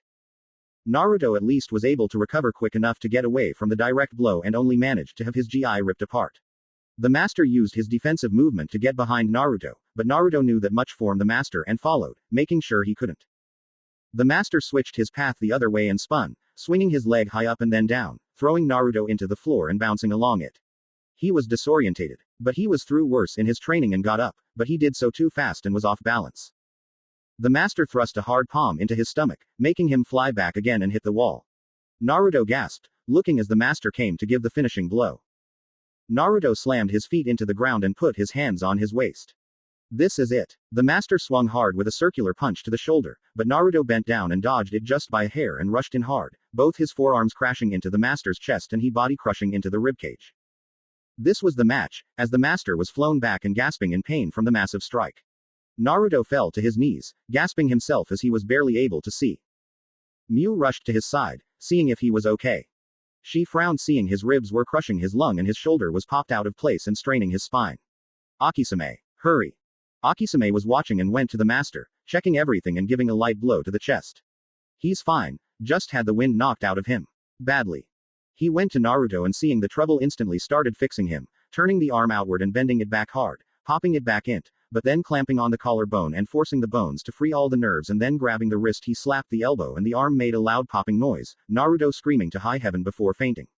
Akisame managed to save the arm and every nerve was okay, as if brand new. He then had Kensai start acupuncture and then get Naruto situated for the next task, and chop the ribcage at the crack and the bones pulled out, and very fast he pushed against the broken ribs and put them back into place inside. He's going to be fine after you are done healing him. Kensai kept going to kept Naruto's wounds heal, and a red glow started to form around the area, and after inspection when it stopped, he found Naruto was completely healthy. That was weird, I could have sworn. It was then that the masters figured out that the red glow was an unnatural force healing Naruto. They did not know what. XXX present time. XXX. Naruto was facing a karate master this time, his second time actually facing a dojo challenger. He didn't really get to see or experience many styles other than the masters. He got into the Miyotode stance and the master grinned. Nice pick, but still won't save you. Naruto saw this guy was a build for only defense, not attack. He would use his body as a punching bag that never loses energy to waste his opponent's own and attack then. But, if he was a steel beam in defense, he would still be pretty hard when attacking. This was where he needed to wait for an opening and use his greatest strike he has in his arsenal. He had no name for it, but he was working on how it would conjoin to something he liked. He stayed still though, keeping an eye on any and all movement. The master chuckled. I see, you know it is fruitless to try anything against me. Very wise, but you are still standing tall against me, that is true power. Let us begin then. The master roared and rose a leg up and swung hard down, trying to slam the ball of his foot into Naruto's shoulder. That was a move that would not work. Naruto used both arms to stop the kick, and then using jujitsu he rolled the leg down, twisting it a bit, making the master turn around. This was where his Muay Thai came in and he slammed a hard knee into the side of the master's ribs, forcing him to the side. That would not work though, the master was tensed all the time, and grinned, getting up. That tickled. Nice moves. Karate and jujitsu mixed into a combination. Fine by me. Use any and all you got. The master was up and threw a kick high to clip the chin for Naruto, but Naruto ducked back. The master picked up his other leg mid-swing and swung it to trip into Naruto's knee. Naruto flipped back, flipping his legs high to dodge that and his hands landed behind him on the floor, and using the same momentum that he stopped and averted the other way, flipped back up and blocked the drop kick from the leg that tried to trip him. He had to bend his knees to keep from falling to a knee, and smiled. Not bad. The master grinned. Very nice. The masters have taught you very well. This was his mistake. Seeing such a promising martial artist, he allowed his guard to fall. Bad move. And Naruto acted on it, letting the leg he had slid down and stomped a foot hard forward, twisting his body from facing Mew to facing the other people there, and his arm jolting. A single palm strike landed into the stomach of the master, and Naruto pushed his body forward, the stamped foot dragging on the floor, and this created the shock wave enough to make the master fly back and hit the wall, grunting and passing out. Naruto huffed. He got back up and looked at his palm, wondering what kind of name to give it. The students saw this and went to see to their master. Naruto went up and picked him up. Follow me. He led them to Akisame's clinic around the block and put the master in bed. Akisame smiled when he came in. Oh, challengers again. So, who was the fighter this time? Sakari. Naruto smiled. Nope, no one was in the dojo, so I is the one. Don't you see me dressed for battle? Akisame laughed at that, nodding. I do, and you are looking sharp as ever. Now, what happened? Naruto sighed. I used my greatest palm strike and he flopped on the ground after hitting the wall half the room away. I think I pushed his diaphragm in. Akisame hummed, and smiled. Close, but not really. His chest is compressed, but nothing a quick acupuncture session cannot fix. I'll get Kensai over her. Otherwise, you students may leave, we'll bring your master back to you. The students started getting rowdy, claiming they were going to kill him in his sleep. Naruto turned to them, getting into stance. You wanna take us then? I'm just a disciple, what would happen if my master were to fight you as well? The students blanched, and bowed, thanking them for helping their master, and then started getting out of there. Akisame chuckled. You are too much. Sorry to trouble you so much though. Mew, I need you to go get my melons for the week. It is that time of the month, right? Mew thought to the calendar she drew up and smiled. Punctual as always, I will return with them as soon as possible. Naruto, give me a hand, I also have to get the other groceries. They went and got dressed for a walk, and after they started their conversations. Naruto was feeling exceptional, probably due to the cleansing power of his new pendant, but something was a bit off. He felt clear. He felt as if a weight had been lifted, better than what the pendant might have been able to do in a single night. Soon though they spotted a woman in red and a big guy in a blue trench coat. It was Kasara and Suji, and he had two guys with him. Naruto stopped and watched as they spoke and argued. Suji scoffed. No way. You can't be the next fist, because you aren't even as strong as me. Naruto wanted to punch the guy's lights out once again. Kasara smiled. That's a matter of opinion. Besides, you lost. When you were beaten, you were disqualified from the position selection. The fists have to be unbeaten. So whether you are stronger or not is not an issue. Suji growled. Wanna know something? How about I beat you right now? I do, and you make sure I be in the selection. You win, I will gladly accept you. Kasara got into her taekwondo stance, and Naruto saw she was really rigid in her stance, but lax in her motion. As if going by the book but having a much more relaxed spirit. He smiled, seeing how his meeting her the other day helped her loosen up. The fight was just starting out when Kasara jumped over Suji and slammed a back kick into his head. That ticked him off more than anything, and he swung a hook to clip her legs, but she dodged to the side, and in a single momentum, spun and swung her leg up and into his stomach and side, making him fly back. Suji isn't done in so easily. Naruto knew this. Suji went up and tried a double punch, but Kasara flew up once more, and that was where Suji had her. He used the punch as a feint to make her jump, where he grabbed her leg and spun, spinning her around before throwing her into the wall. Mew was watching as well, wondering what all this was, and when this happened she was hoping to go in and help, but Naruto stopped her. She's fine. Just watch. Kasara didn't smash into the wall, she landed on it with her feet. Now this was where she used her true skills, and kicked of hard, spinning wildly before tossing a straight kick into Suji's skull, and making him fly back and hit the fence Naruto was behind. The two guys with Suji picked his unconscious body up and dragged him out. Kasara sighed, smiling. Still a ways to go. She was walking out when she noticed Naruto, grinning. Well, small world. Good to see you again. Naruto gave her a high five and he smiled. Nice job. You're a good fighter, and your leg strength is impressive. But you should stop being so rigid. Kasara looked confused. Naruto shrugged. Your stance was rigid and straight, and whilst good in some cases, you are more of a loose and flexible type fighter. Use your body's flexibility and speed to achieve your attacks, and feel the rhythm your own body produces. This way, you can be a better martial artist. Kasara thought back her fight with Suji just now and figured what he was talking about. She hadn't noticed it because it was drilled in her head from training, but her stance at the beginning restricted her moves. Although her leg power was reduced, it was speedy in that stance. She smiled, nodding. Fine, I shall work on that. So, who's the girl? In her mind though she was a little sad. And then her irritation showed as she seen she had a bigger chest. Does he like big boobs or something? That's so unfair. Miu bowed. My name is Miu Furenji, and I am a good friend of Naruto's. We have known each other since we were little kids. Kasara struggled a smile. That right. Well, are you two just friends? Or is there something going on between you two? Naruto spoke up. We don't know. We did go out one night. It was a pretty good time at that carnival. Miu even won me this pendant. Kasara looked to see it and was shocked. It was a pretty nice pendant. It would be one of the higher grade prizes from one of the tougher games and challenges. She heard a guy even got a gold chain, and only the chain, from this one place with rings. They were famous for being the highest grade vendors for a big enough score. Kasara chuckled nervously. I see. Well, I guess that makes you two an item, huh?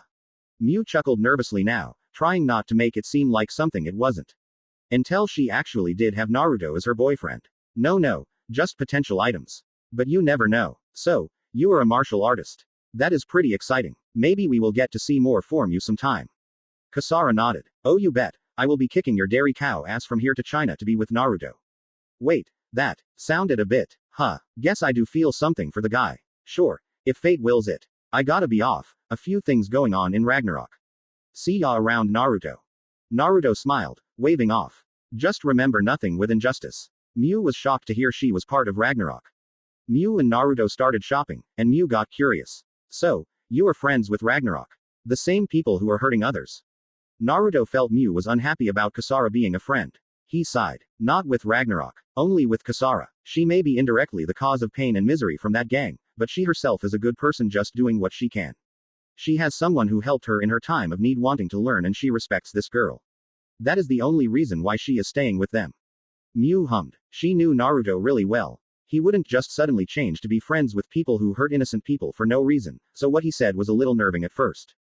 But she would accept that. Only a friend with one and the one being a good heart. That sounded like his style. It took a few minutes before they got finished going through the market and returned home. It was a long day, and tomorrow would be very heavy. The next day at school, once again, Nijima managed to grab onto them. Or as usual, get his ass thrown to the ground from Naruto throwing him, reflex from training after all. Miu giggled. He is pretty resilient. Nijima, what are you doing? Nijima chuckled, getting up. Oh my, I don't know what happened but I got some juicy news for you. He grabbed his PDA. Suji left the gang, seeing as being beaten twice got his followers all shot to hell about it and left him. Kasara is now one of the 8 deadly fists. Thing is, she isn't the only one I got dirt on this time. This was going to be new. Nijima frowned. She and only two, others beat a rival gang of 50 in less than 30 seconds. The two were the 4th fist Loki and the 6th fist Hermit. Naruto looked confused. Nijima caught onto this and asked what was wrong.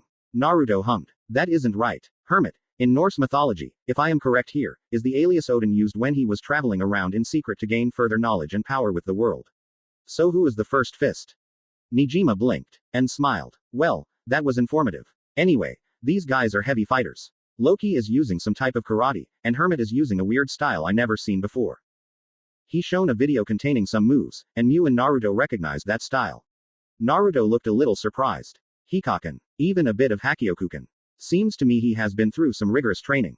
That's Chinese Kung Fu and Kempo. Nijima started writing that down. I see. I'll start seeing what this style is later. Anyway, that isn't the worst news. Seems tonight is the night Takeda gets his farewell beat down. And Kasara is the sole commander of the group that will dish it out. The worst news Hermit will be witnessing the entire thing. Naruto blanched. This was bad. Kasara tries to stop herself from hurting Takeda for Naruto's sake. She gets crippled. She does it. She goes the rest of her life regretting her choice. Naruto knew she had a lot of good within her, and to do this meant to go against that. He sighed heavily. Miu knew Naruto was at a crossroad. And smiled. Thanks Nijima. We're going to get going now. You try to do whatever you want. See you again, seeing as you always find us. Nijima laughed manically as he left. Naruto looked hardened. We have to figure out a way to help Takeda. Miu stood in front of Naruto, smiling. We will help our friend. And I know you and Kasara are friends too, so I will try to figure out a way to help with her. Naruto smiled, nodding. He chuckled nervously. Well, you know my policy. She is a bit of a friend, but she still hasn't chosen. Miu nodded, smiling more. He is adapting to both the martial arts world and today's society very well and built rules for special situations. I know he won't harm a woman except for any one or more of 3 reasons. Sure, I'll take her. Naruto nodded. He had no intention of harming a female unless one or more of three reasons were met. First, the woman must be a disciple. Renka and Mew are the only ones in that category. Second, the woman must be a friend. Again, only Renka and Mew are part of this, and Kasara is started to enter that reason. The third, he hoped never happened. A woman attacks someone who cannot fight back or tortures them because they think they can. They had a pretty well off day for a while, and at the end, Naruto bumped into Takeda. He smiled. Yo. Takeda grinned, saluting. Yo back. How's it hanging? Still training hard I see. Naruto grinned, putting an arm up. Just as much as I have been. Anyway, how is your arm? Takeda gripped it, smiling. Great, it's fantastic. I can't thank you or your sensei enough for this. You are my greatest friend man. Naruto put an arm up and Takeda did the same, their arms hitting each other. No problem. Keep getting better and train your butt off. I can't wait to spar with you when you are in your prime. Takeda smiled sadly. Yeah, too bad it might not happen. Naruto nodded, frowning. Tonight, Nijima told me he got dirt, and they are giving your farewell beatdown tonight. Watch your back. I know they will still find you, but make sure you do everything you can to fight them off. You are better than they ever thought you were. Takeda looked at Naruto, who smiled encouragingly. You are a prime boxer, and with only one hand could do a lot against me. With two, and your old lethal left, you can do very well. Takeda looked at his arm, and Naruto tapped his fist against Takeda, keeping it there. Remember, no matter what, I am always there for you. If you need me just ask. The boxer rookie looked at Naruto for a bit, and smiled bright. He tapped his own fist against Naruto. Give it a rest with the soft talk. But thanks man. See ya around. I gotta train. Takeda went off and started his jogging, and Naruto smiled. Then frowned. He won't ask me for help. He lost his arm because his friend called on him for help, so he wouldn't allow me to risk it by going to help him. I will still help though, I don't give a crap how risky it is. He felt this hermit was going to be a tough one, tougher than he normally faced. He had to get ready for battle. Later that day when he was training for Apachai's secret Muay Thai kick, he noticed Takeda with Akisame, and unintentionally kicked harder than he though and broke the post he was hitting. Naruto grimaced. Darn it, I tried so hard to keep it together. Sorry senseis. He stood up and went to Takeda and Akisame. So, finishing your treatment.